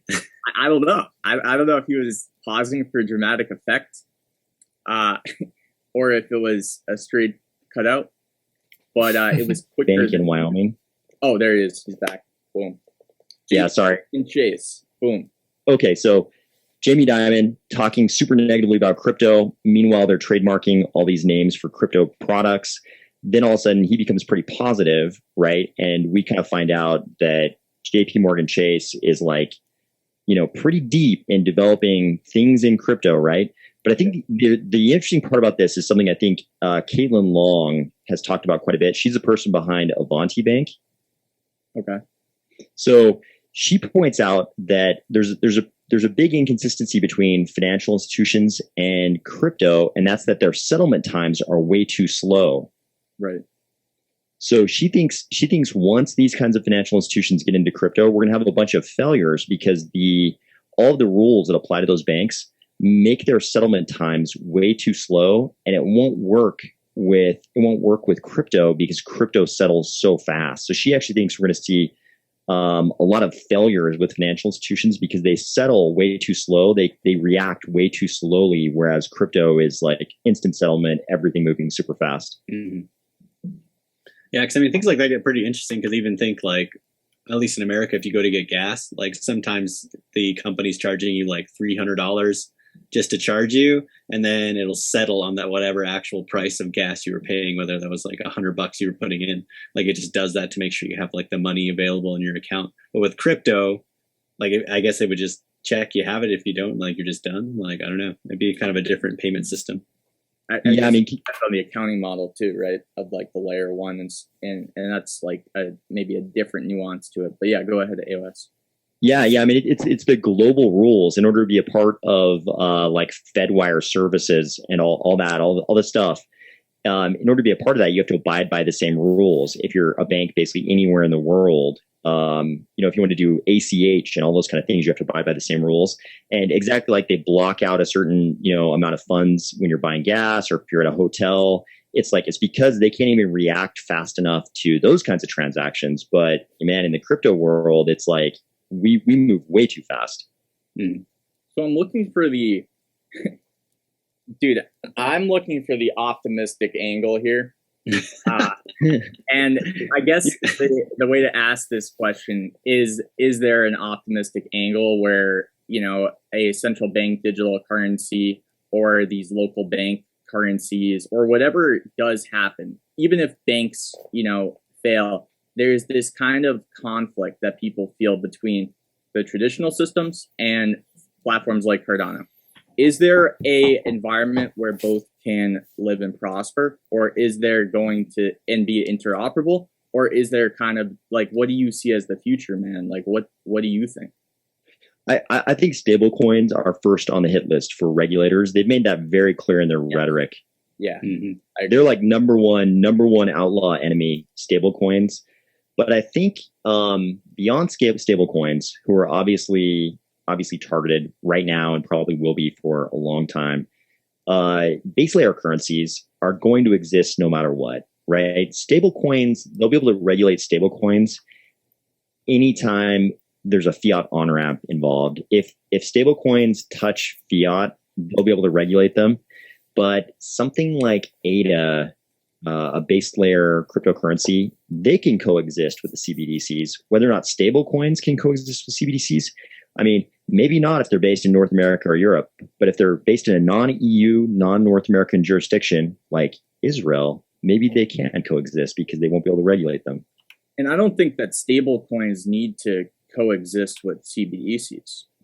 It's more about like, there's this concern, and it's really interesting. And maybe you've encountered this in Twitter Spaces too, Subcritical and AOS. I know that you've been making your rounds. You're on Kofi Cafe. You're doing this podcast. You're kind of making your podcast round. And obviously we've had a few chats about like, what collaboration, like what are you trying to do and stuff, and what I'm trying to do. One thing that's interesting that I've been hearing is like, oh man, CBDCs will be the end of the world because we won't be able to put them onto a layer one like Cardano. We're just going to have like our CBDC wallet and not be able to interact, and then we'll have no access to things like Cardano. And to me, that, I don't know, like, I'm trying to find out as much as I can, because to me that feels kind of ludicrous. I feel like if we're that like I guess censored in a way, there's like bound to be massive conflict that could break out when people realize this. So I'm trying to figure out your thoughts on that. Man, I think the way I think about it is that we already have a CBDC. Most dollars are just digital entries in a ledger. This is just a more expressive network for the same digital programmable. You can do more things. Yeah, the Fed can do more things with it. They can have maybe more control over it, things of that nature. Yeah, I don't think about a future CBDC like a Euro CBDC or a dollar CBDC or yen. I don't think about it as like, is it going to be as good as a real crypto stablecoin? I think about it like, how good is it going to be compared to our current CBDC? We already have the dollar. Okay. It's not going to be as good. It's not going to be as good as any real crypto product, right? It's going to be totally censorable, totally confiscatable, just like our dollar currently is. I mean, ask yourself how many of your dollars your bank actually has of your checking and savings account. Yeah, no, I totally agree. So are you saying that you kind of don't see like a future where we won't have access to a layer one like Cardano if all of our money is gone, or like what do you, like do you see what I'm trying to like say here? Yeah, no, I think all of our normal crypto products are fine, and they're not really. I don't think they're setting their sights on our normal crypto products besides stable coins. I think whether or not stable coins can still exist in a jurisdiction like the US, I think that's one question, and the probability is very different, right? Like stable coins maybe can exist with CBDCs unless they're in a jurisdiction outside the EU, outside of North America, right? So basically it's more about, okay, what is the concern for the central banks, for the for the traditional systems, and maybe the layer one of Cardano, for example, just is not a concern at all. So we'll always have access to it. I think people like Gary Gensler, they are always going to target like the stuff going on in the Cardano ecosystem. I think the Fed doesn't really care. The Fed doesn't really care. It's not a part of their mission. Why did you call Gary Gensler my boy? That was messed up, bro. Because he's so obviously not the ally of anyone in crypto. Right. I know. You're just being kind of ironic. But. No, I didn't mean your boy as in Jay Crypto's boy. I meant for all the listeners who are in the US. All of our collective boy. Yeah, it's like he's supposed to be protecting you. He's supposed to be protecting you from, these crooked, people trying to sell you securities. But one of the real impacts is that it's preventing you from investing in stuff in the early stage. So he's definitely not your boy if you're in the US or pretty much anywhere else in the world. Yeah. Damn. Subcritical. Any thoughts on that? Yeah, I mean, he's definitely not my boy. Yeah. He's doing a lot of things that I don't agree with. Gary Gensler is not our boy. I loved how Subcritical brought it back to you wearing a suit, though. Yeah, if he was anybody's boy, it'd be the suit guy. Hey, look, man. Don't judge my suit, okay? I like to look sharp in the metaverse. What can I say? How about this? Do you guys like? I immediately took the perspective. Going back to the stablecoin thing, I immediately took the perspective that a genius untalked about move by IOG was giving JED to a company based in Israel. That's really interesting. It's not under the jurisdiction of the EU or any North American jurisdiction. Yeah, I'm really interested how JED's going to work out. I'm excited for it. It's going to be, man, it's such an interesting, that tri-coin system is so interesting the way it works. I have no idea. It's like, I don't think anybody really has any idea what works and what doesn't in algorithmic stablecoins. Because there are people, even in the Cardano ecosystem, who are dead set that you cannot have an algorithmic stablecoin. There are people who are utterly convinced that every algorithmic stablecoin will collapse. I don't think anybody really knows. Dude, I also agree with that. And I think that there's been iterations similar to JED where you have this coin system in different use cases. I've seen them. One of the first projects that I studied on my YouTube channel was actually a Binance Smart Chain one that was the first thing that kind of I got burned on, to be honest. But also, like, I learned what an algorithmic stablecoin wasn't supposed to be. And it was, and like, I say that because I think it's healthy to say that, you know what I mean? Like, it's just really important because definitely don't want to feel like anybody listening isn't like, if they don't know things that we're talking about, it's cool. Like, just jump on the train. You'll start to learn. Maybe don't invest, but just learn, keep learning. And something interesting is this, like, can you create a system where you can have this sort of stable coin that's pegged to a dollar or a group of assets, right? I think JED extended is super. I'm excited for extended JED because what they're going to do with extended JED models is super interesting. you can have like a basket of commodities that is the peg. And I think that's fiscally healthy in a lot of circumstances, maybe like what we're entering macro in the next decade. But like how it works with their RC, right? With Shen, their reserve currency, and what the access will be to obtaining RCs. You know, I think at first there was talk about only having accredited investors. I'm not sure if they're going to open that up to retail. There's certainly different risks and different, you know, you want different, I guess, groups of people to own Shen that aren't going to be panic sellers or panic buyers in certain cases, right? That's a really good question. It did appear, I think, early on in the website after the 2021 summit, excuse me, where Shahaf Bar Geffen came, and he came to Wyoming, you know, for that summit, because they were announcing that Jed was going over there. But I remember shortly after, during his presentation, he said, "Hey, we're gonna have a website soon." And right on the website, it was like accredited investors only, you know, for investing in Shen. IOG, man. Everything IOG does, they're very careful regulatorily. Mm-hmm. I agree with that, man. That's a certainly true point. And it's interesting too, because you have so you have this reserve currency, you have this collateral currency or basket of collateral currencies that are tied to something, which I'm interested in. And then you have obviously the stable coin. And that's the three parts of JED for anybody that doesn't know. And there's this mechanism too with Cody where when you mint these stable coins, there is a fee that goes to the company and to the RC holders, I believe. So that's another mechanism there that could make it a profitable business model, which is why it's interesting. And then there's just this overarching theme of being extra conservative with their ratios too. So I think that all seems very healthy and why we can't directly say it won't work. Yeah, that's a very good point. Exactly what we were discussing earlier about a real revenue generating business.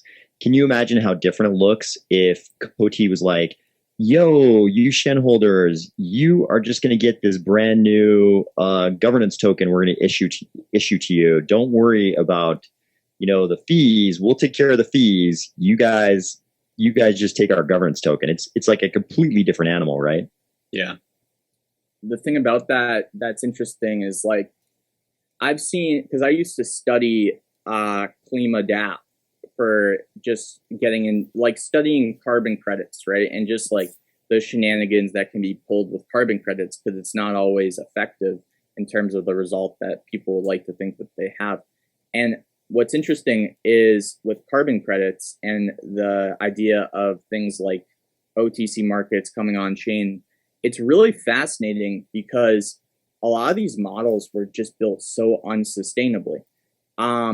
I like Jed's model because it seems way more sustainable than what's been, I guess, you know, put together, sort of move fast, break things.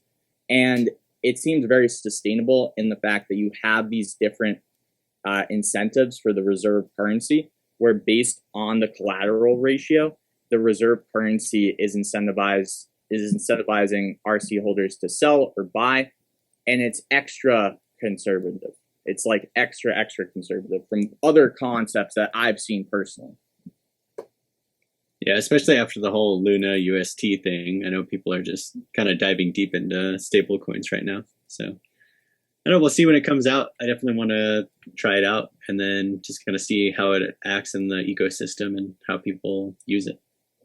Yeah, that was terrible timing. The whole UST thing right before the JED launched, like terrible timing, right? Right. What's the? They're over collateralized. What is it? It's like 4 to 8, right? Isn't it like 4x to 8x? Is that the over collateralization? So I believe it's like an 80% collateralization ratio, if that makes sense. So like, sorry, go ahead.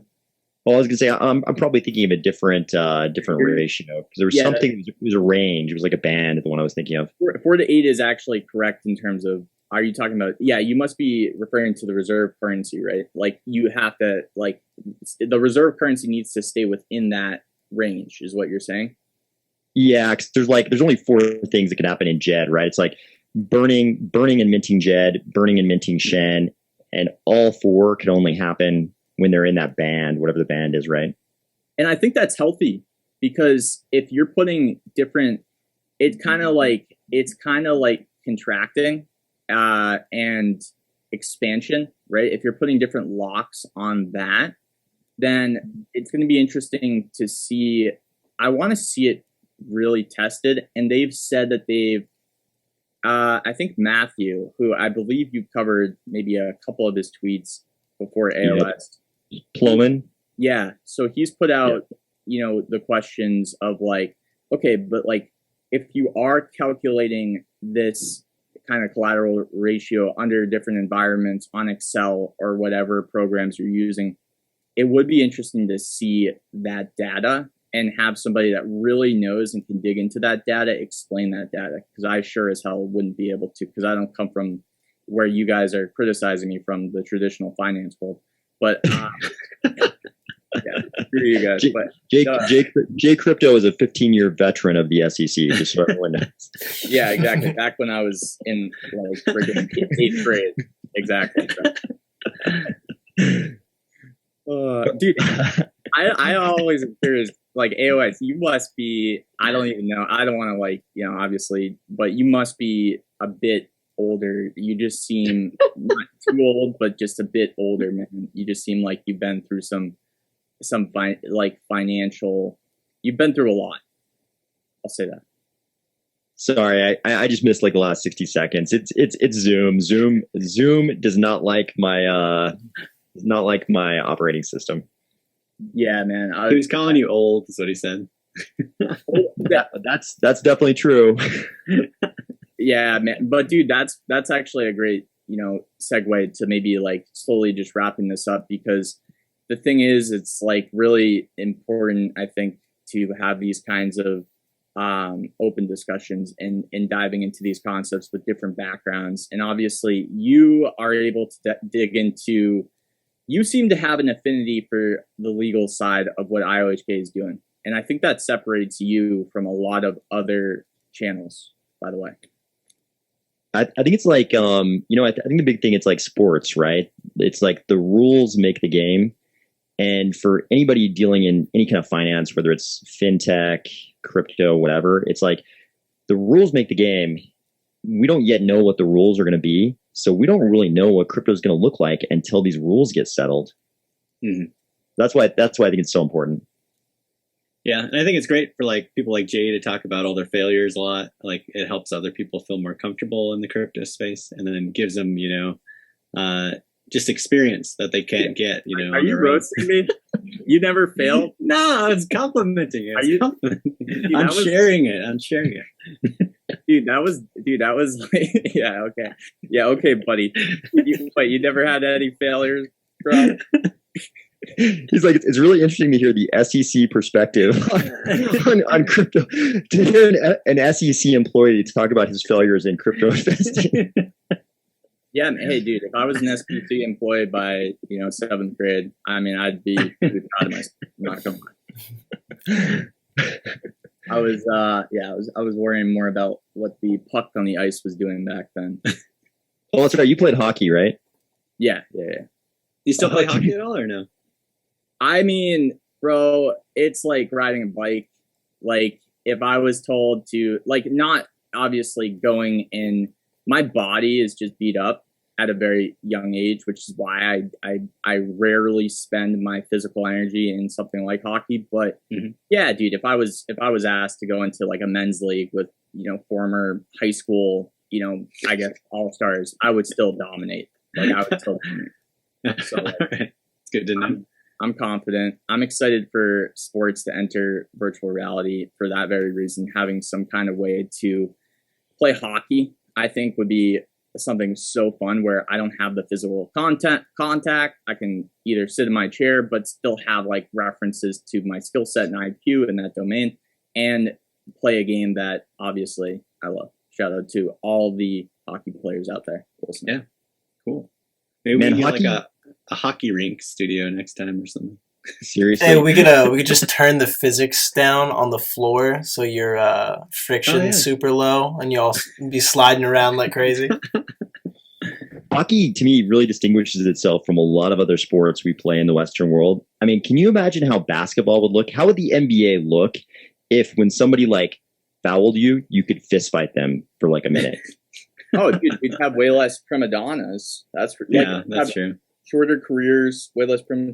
Like it's all about respect, though. When you get into that, you know, like when you target somebody and you disrespect them in hockey, you're gonna get into an altercation. It doesn't matter if it's with the person you're disrespecting or somebody that's, you know, supposed to protect that person.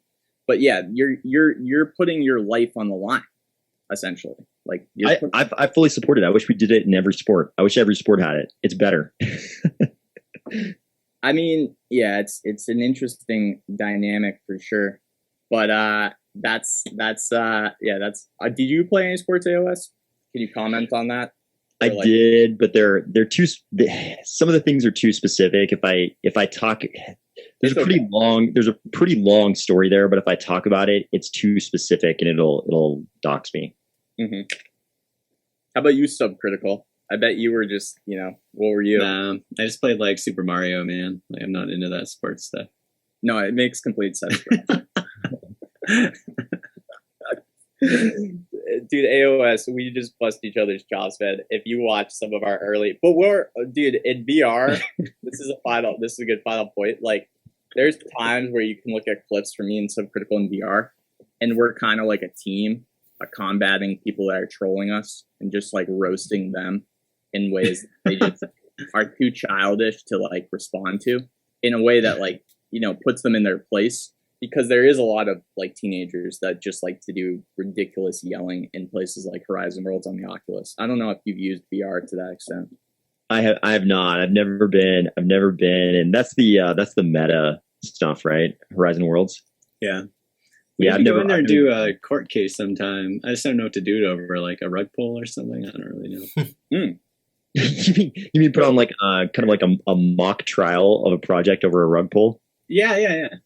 If they have the whole setup, we can have a jury and everything. Pretty cool. There are some attorneys in the Cardano space. You could hit up one of them and have them represent. Have somebody like faux defend the project and have somebody like prosecute the project. Oh, that would be amazing. Out. He can prosecute. I think he'd be into that.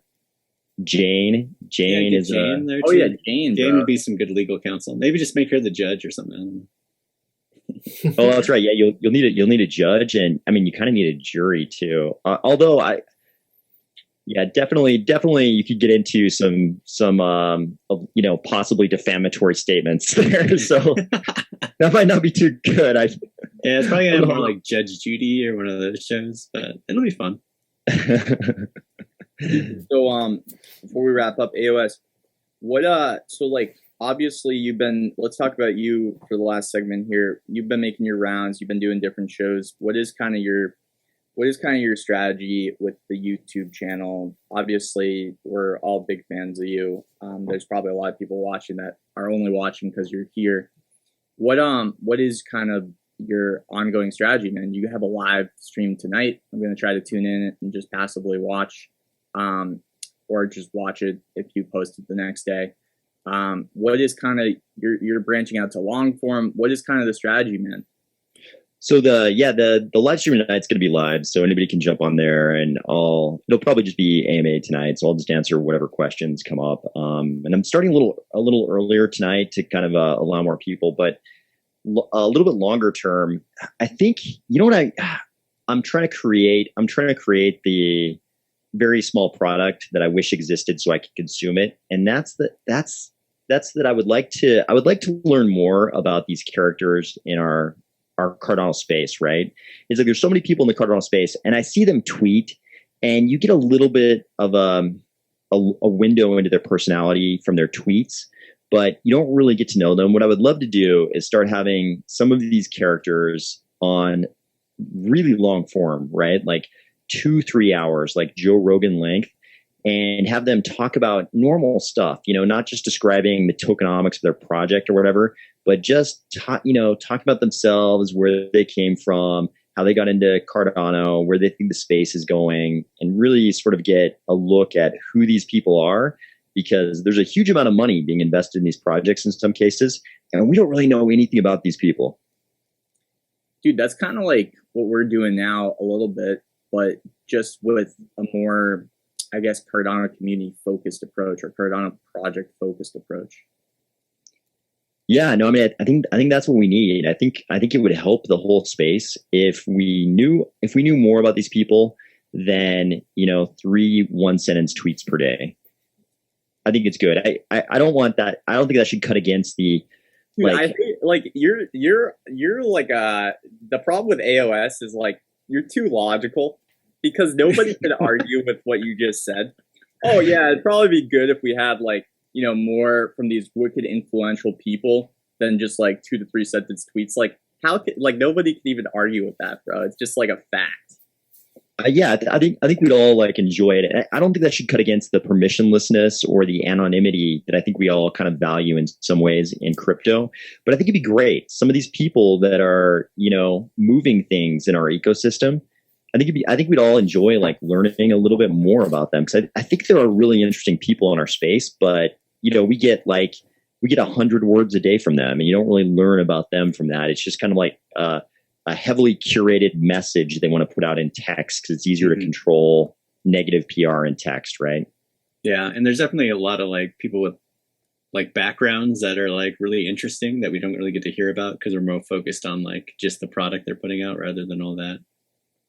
Yeah, sorry, I was just gonna say my dream guest for this show, actually, because we are starting to do this weekly, is well, actually, we already kind of got it because it was you, AOS, but now my next one is definitely Alessandro. Like, if I could somehow, I'm not really close with him, but I would love to sit down with Subcritical and just kind of like go. So I think you're right, man. There's like, and maybe even not like at his level, because obviously he's like the guest for NFTs and people developing tech probably right now. I would love to just like dive into his brain and what he thinks about standards for NFTs going on. Alessandro, it was kind of fascinating. Do you guys remember when Charles interviewed him at the launch of SpaceBuds? Yeah. Dude, I just covered that actually yesterday, because I made these fake T-shirts of him with the goat that I put onto my video. Yeah, that would be interesting. I would definitely watch that. What about like, what kind of people are you thinking of? Like, what are some of your dream guests that you would? Because hey, let's save some of these AMAs for his talk tonight. We'll ask him in his live. Yeah. I mean, how about you, Subcritical? What would you like? What would be your dream project in Cardano? If you could work on anything with no constraints, like what would be your dream project to work on? To work on? Oh man, I don't know. Yeah, whether it's media or something else, like if you could do anything in Cardano, what would you do? I mean, I like what I'm doing right now. I just get to hang out with Jay, and we get to have good talks with people. We get to explore all this metaverse. We're kind of the first people on Cardano actually like actively in these metaverses. So I think we're like kind of putting our brand and statement out there. You guys are definitely the pioneers. Dude, Subcritical is my boy. Just to be clarify, who is my boy and who's not. So you're saying his real name is Gary Gensler. Don't out me, Jay. Exactly, bro. Exactly. Yeah. Just dox Subcritical. He's the real suit. Okay. Don't let his sweatshirt, fool you there. Exactly. Dude, but would you mind, just because I'm more so just trying to find out, what is that what you mean though? Like developers like Alessandro AOS, or are you thinking of something different? Like people like Jane, or like, because I feel like the metaverse format, what's cool about it is like people don't have to dox themselves, No, I think all of the above, but they're definitely different categories. Like I think so I basically think of everybody in Cardano Twitter as being the same as me, right? We're all just kind of commenting on the Cardano space. We're all commenters basically. But I'm talking about the people and I would like to have a lot of those people on, but I'm also talking about the people who are building projects. Like if you're and I'm going to use the traditional terminology. If you're an executive at a big DeFi project or a big metaverse or something like that, if you're building a project from the inside, I'd love to hear from those people. Yeah, I know myself. I'd like to sit down with like Jarek from like Maladex, because like I've had conversations with him in like DMs, and he's like a wealth of knowledge. Dude, that would be a big guest, actually. Yeah, Jarek would be very interesting, especially. I would imagine he could talk for about 9 hours on concentrated liquidity. Yeah, I think so. I think you'd have to steer the conversation a lot, because I think he could just go so deep on one topic. Yeah, I mean, in a good way. I mean, yeah, 9 hours in a good way. I think it'd be interesting. Dude, let him put it out, man.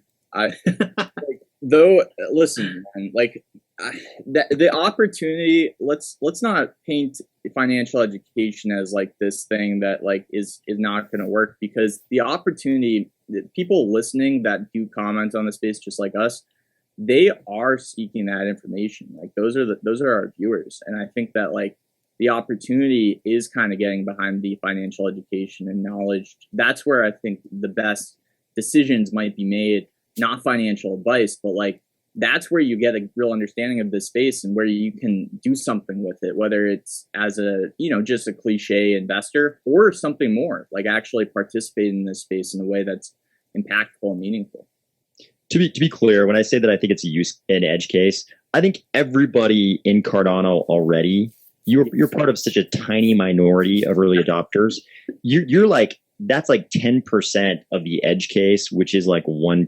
If Cardano does what it wants to, the number of mainstream people who would come in would make current Cardano community members, like we're such a tiny fraction because we're so early. It's like that is the edge case, and it will work right now because we're all these early adopter characters who care about these kind of things.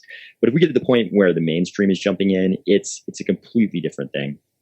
And dude, to that point, it's like why I love long form content, because when you have people like myself, you, Subcritical in a space, like you just don't get the nuances of some of our points in a short form video because there's too many nuances to cover. So we can kind of like articulate, yeah, man, there's different cases where this makes sense and there's different cases where it doesn't. And in a long form content, you can really go into all those different things. So when somebody finishes the video, they actually have a broader understanding, and they're not, because like there's times where you hear a little snippet of something and you're like, oh, that sounds exciting, but you don't see the full picture of like what that thing means, Yeah, I mean, there's a reason why Joe Rogan gets more viewers per podcast than any traditional media, right? It's like, name the biggest network television program, and Joe Rogan can have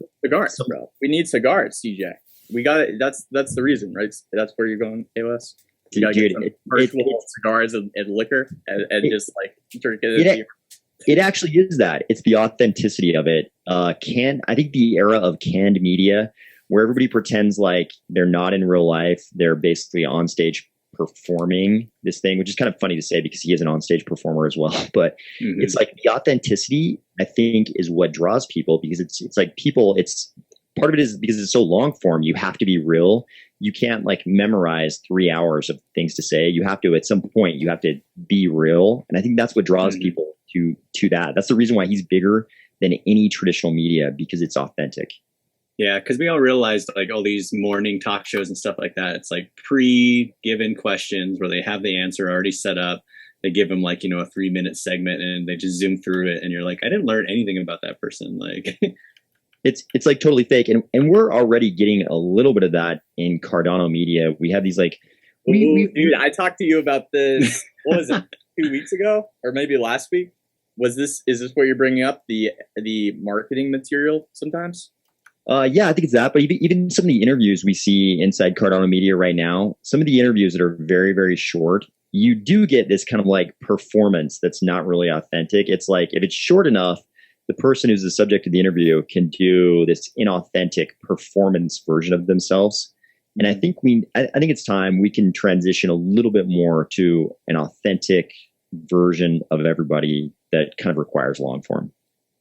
What's the importance of content creators for Cardano? Because you seem to be of the viewpoint that like the ecosystem's fine. It doesn't really, matter if we have content creators. I'm actually, and maybe that's unfair, but I'm saying that on purpose to maybe trigger a response. But like, I'm of the viewpoint that it's so important to have just like these different outlets of information where like me and Subcritical can just like debrief on, because it's not like I think last show, what some people actually appreciate is we went into, maybe it was our first show too, I forget, but we went into some of the reviews of Cardano Foundation, and it was just like very, real. And it wasn't to, maybe hurt Cardano in any way, shape, or form, but like Subcritical brought up this really interesting story, and we just were able to navigate it and do it because we're not employees of IOHK. So I think it's like important to have media that's kind of like investigative reporting. I think it's actually a really important thing. So like, where do you stand on like, where is the importance of content creators? So I think there's a couple of things there. The guiding principle for me, like I kind of told myself, in my wildest dreams, I never thought this would happen, but I kind of told myself, if I ever became so important to the Cardano ecosystem that my disappearance would have any effect on it, then I was in the wrong ecosystem all along, right? It's sort of that principle, like you look at the people you spend, the 5 people you spend the most time with, and you're basically the average of them. So I look at the ecosystem the same way. I'm like, man, if I ever became so big that what I said really mattered to the future of the ecosystem, then I shouldn't have been in that ecosystem. Like, you should be in an ecosystem where if you got hit by a bus tomorrow and disappeared forever, it could never substantially impact the positive arc of that ecosystem. So I look at it the same way. I'm like, I'm here commenting on this vast, huge, interesting thing that's interesting regardless of me being there. I'm just commenting on it. It's like, think about any sport like the NFL. If any of those commentators gets hit by a bus tomorrow, NFL fans are still going to be, it's not really going to affect, it's not going to make the NFL less valuable. That's how I feel about Cardano. So I would never want to be in an ecosystem where, any single, commentator became so important. But at the same time, I think there should be commentators. Like, you make a point about having an independent free press. Of course, that's important. That's one of the foundations of, modern liberal democracies. You have to have that. So I think those things are important. But, at the same time, like, I wouldn't be in Cardano if I thought any one of us was actually important to Cardano. So like, that's super interesting, because to me, that's a little bit, it could be seen as a contradiction, but I totally agree, bro.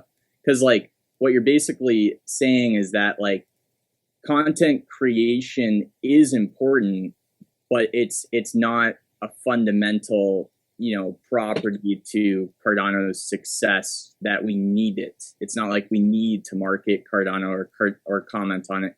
It just is an important thing that will always screw up, because there's an opportunity for content creators as well.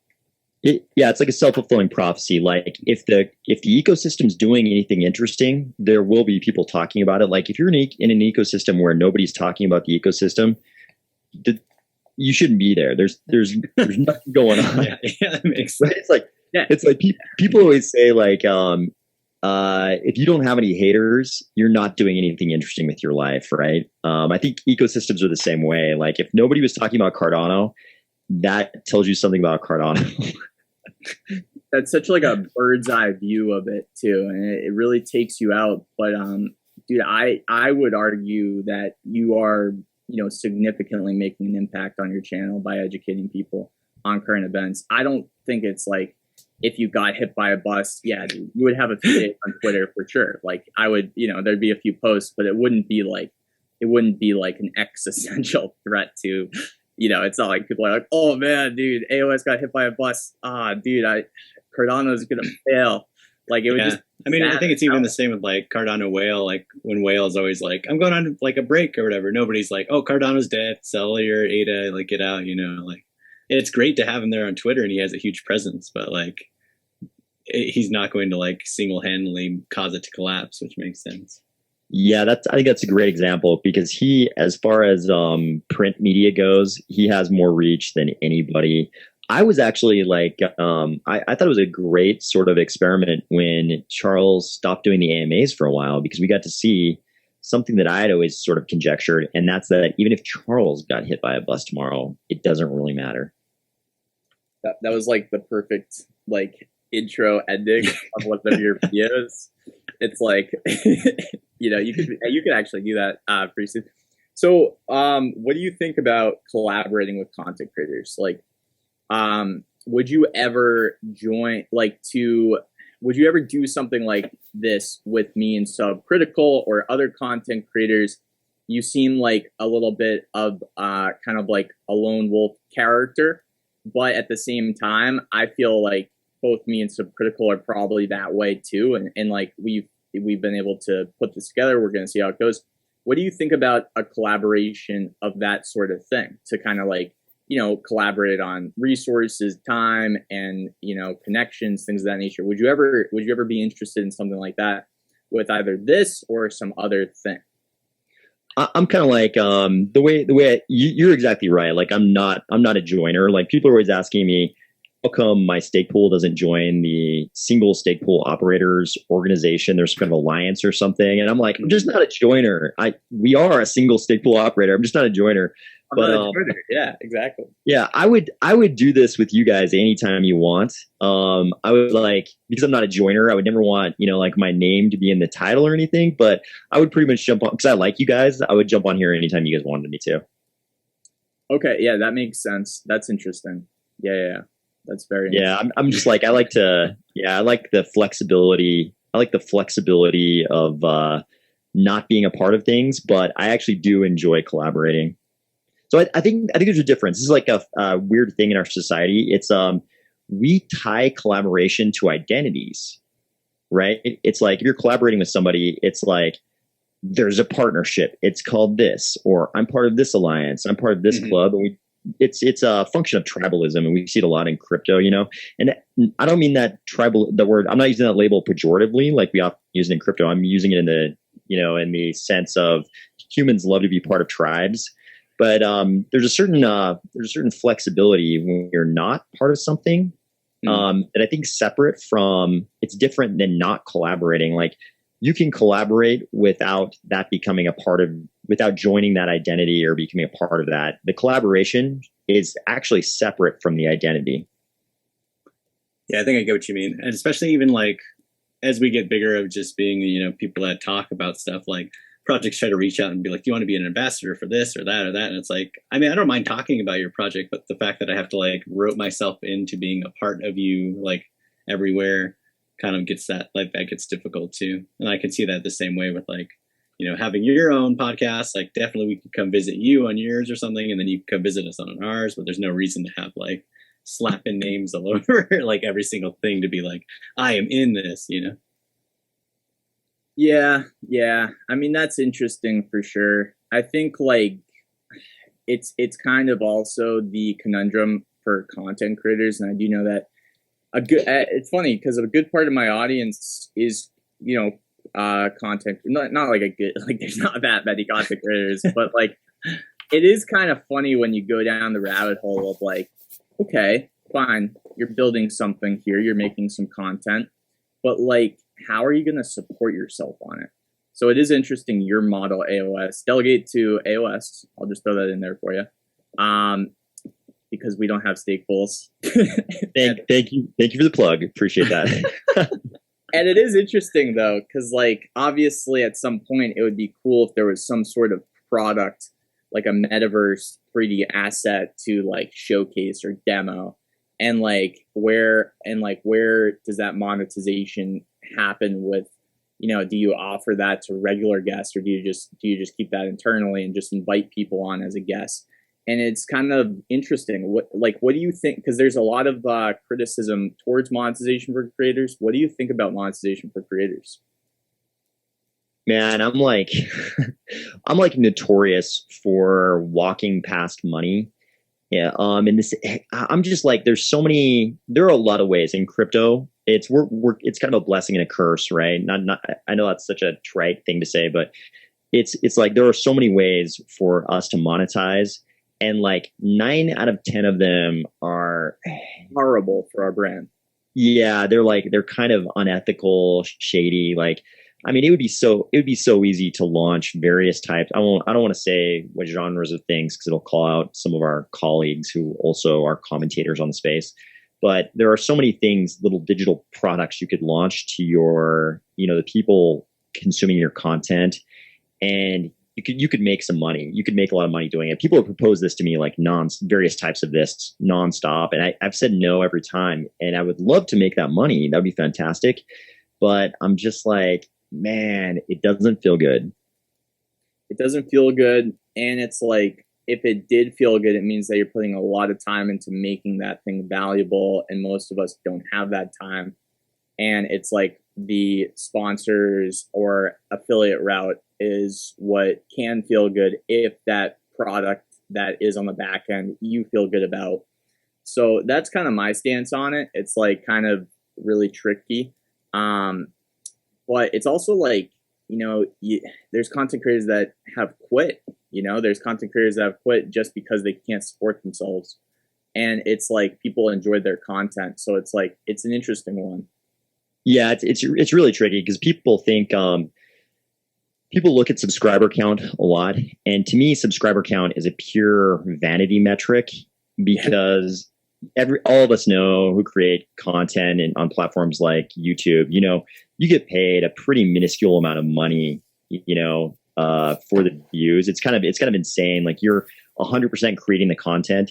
And in a lot of cases, you might be getting more views than, like content on network television that the producers of which would be getting paid crazy money for.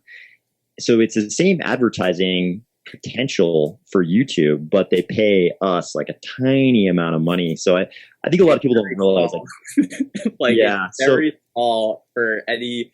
I think like under like maybe like 200,000. I don't even know, man. Like, just like, you need views and you need quality views too to make money, and like a massive amount.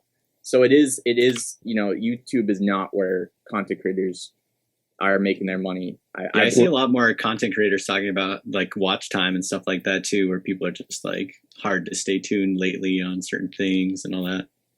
Yeah, so obviously this is something I think about a lot because it's really easy to pump up your subscriber number. It's really hard to get people to actually watch your whole video, or not even your whole video, like half of it, like 75% of it. Like, it's really hard to get that watch time. I think the only way you do it is by really organically delivering value to each of your viewers. Like, that's the only way that really happens. Like, I think it's actually pretty easy to pump up your subscriber count. Like, if the content creators are constantly begging people to subscribe, like, it's easy to get that number pretty high, but it's hard to actually get people who will tune in like episode after episode and watch even like 10 minutes. Yeah, man. Yeah, I hear that, dude. So, dude, Subcritical, bro. Obviously you're standing up, man. You want to stretch the legs? Yeah, just stretching the metaverse legs out a little bit, even though I'm in a squat position now. I love how you're like, the way the hands work. It's almost like you're one of those prisoners. You're one of those prisoners in some war who's doing like Morse code with your hands to let your government know that you're being tortured or something. Dude, me, that makes him look more like Gary Gensler, like plotting, like, you know what I mean? Like plotting. Just mischievous. Plotting some sort of, just the man behind the curtain. So. This is totally hoodie Gary Gensler. Dude, what do you think about that? So Subcritical has art in the metaverse, right? And it's a clay nation in the back. What do you think about that, AOS? Oh yeah, look at my beautiful clay. I love, so you guys already know I'm not really a part of the kind of the NFT art scene, but I love. Yeah, do you own any, like, are you an NFT guy, or you've talked about your own metaverse parcels, but like, do you not like the whole JPEG thing or what? So I love that it exists, right? Just like I love that there are art galleries, in the cities I live in and visit. Like I want those to exist, and especially in Cardano, the sort of art PFP NFT scene is very vibrant and beautiful. So I love that it exists. But if you ask me, do I own any PFP NFTs? The answer is basically no. I think I've got some things that have like DEX functionality that kind of look like PFP NFTs, but I actually own zero. I intentionally own like zero PFP NFTs just because I'm not into it. But it's same. Like I haven't bought any art from any art galleries either. But I want art galleries to be there, and I love that people are buying art from art galleries. Dude, there's a whole new wave of NFTs coming, man. Have you seen like Wild Tangs and or even the functionality with Space Buds and Lucid? Some of that stuff. So I know they're all adding utility and functionality to PFPs. I kind of like it the opposite. I like it when they start with the utility use case and then there's art incidentally attached to it. I prefer that over art which incidentally has utility attached to it. Well, I think that's kind of what Space Buds sort of represents, though. It's like the utility that is coming with it. It's not really about the art for most people. And Wild Tangs too. I don't know if you know, but basically, I think the Wild Tangs art was sort of like not the priority. They basically leveraged Vassal Testnet and Lucid to create a suite of open source tools that if you own a Wild Tang, you can use, and then other people obviously have access to how things are coded. So like anybody, like minters, like one-of-one minters, or even collection minters, if you own a Wild Tang, you can actually use those services to have like a vending machine that like you can sell, your art with. So what do you think about that? That's pretty cool to me. That like that's an extension of an NFT project. When you say you could use that utility to sell your art, are you talking about the art that is the NFT? No, you can like make your own.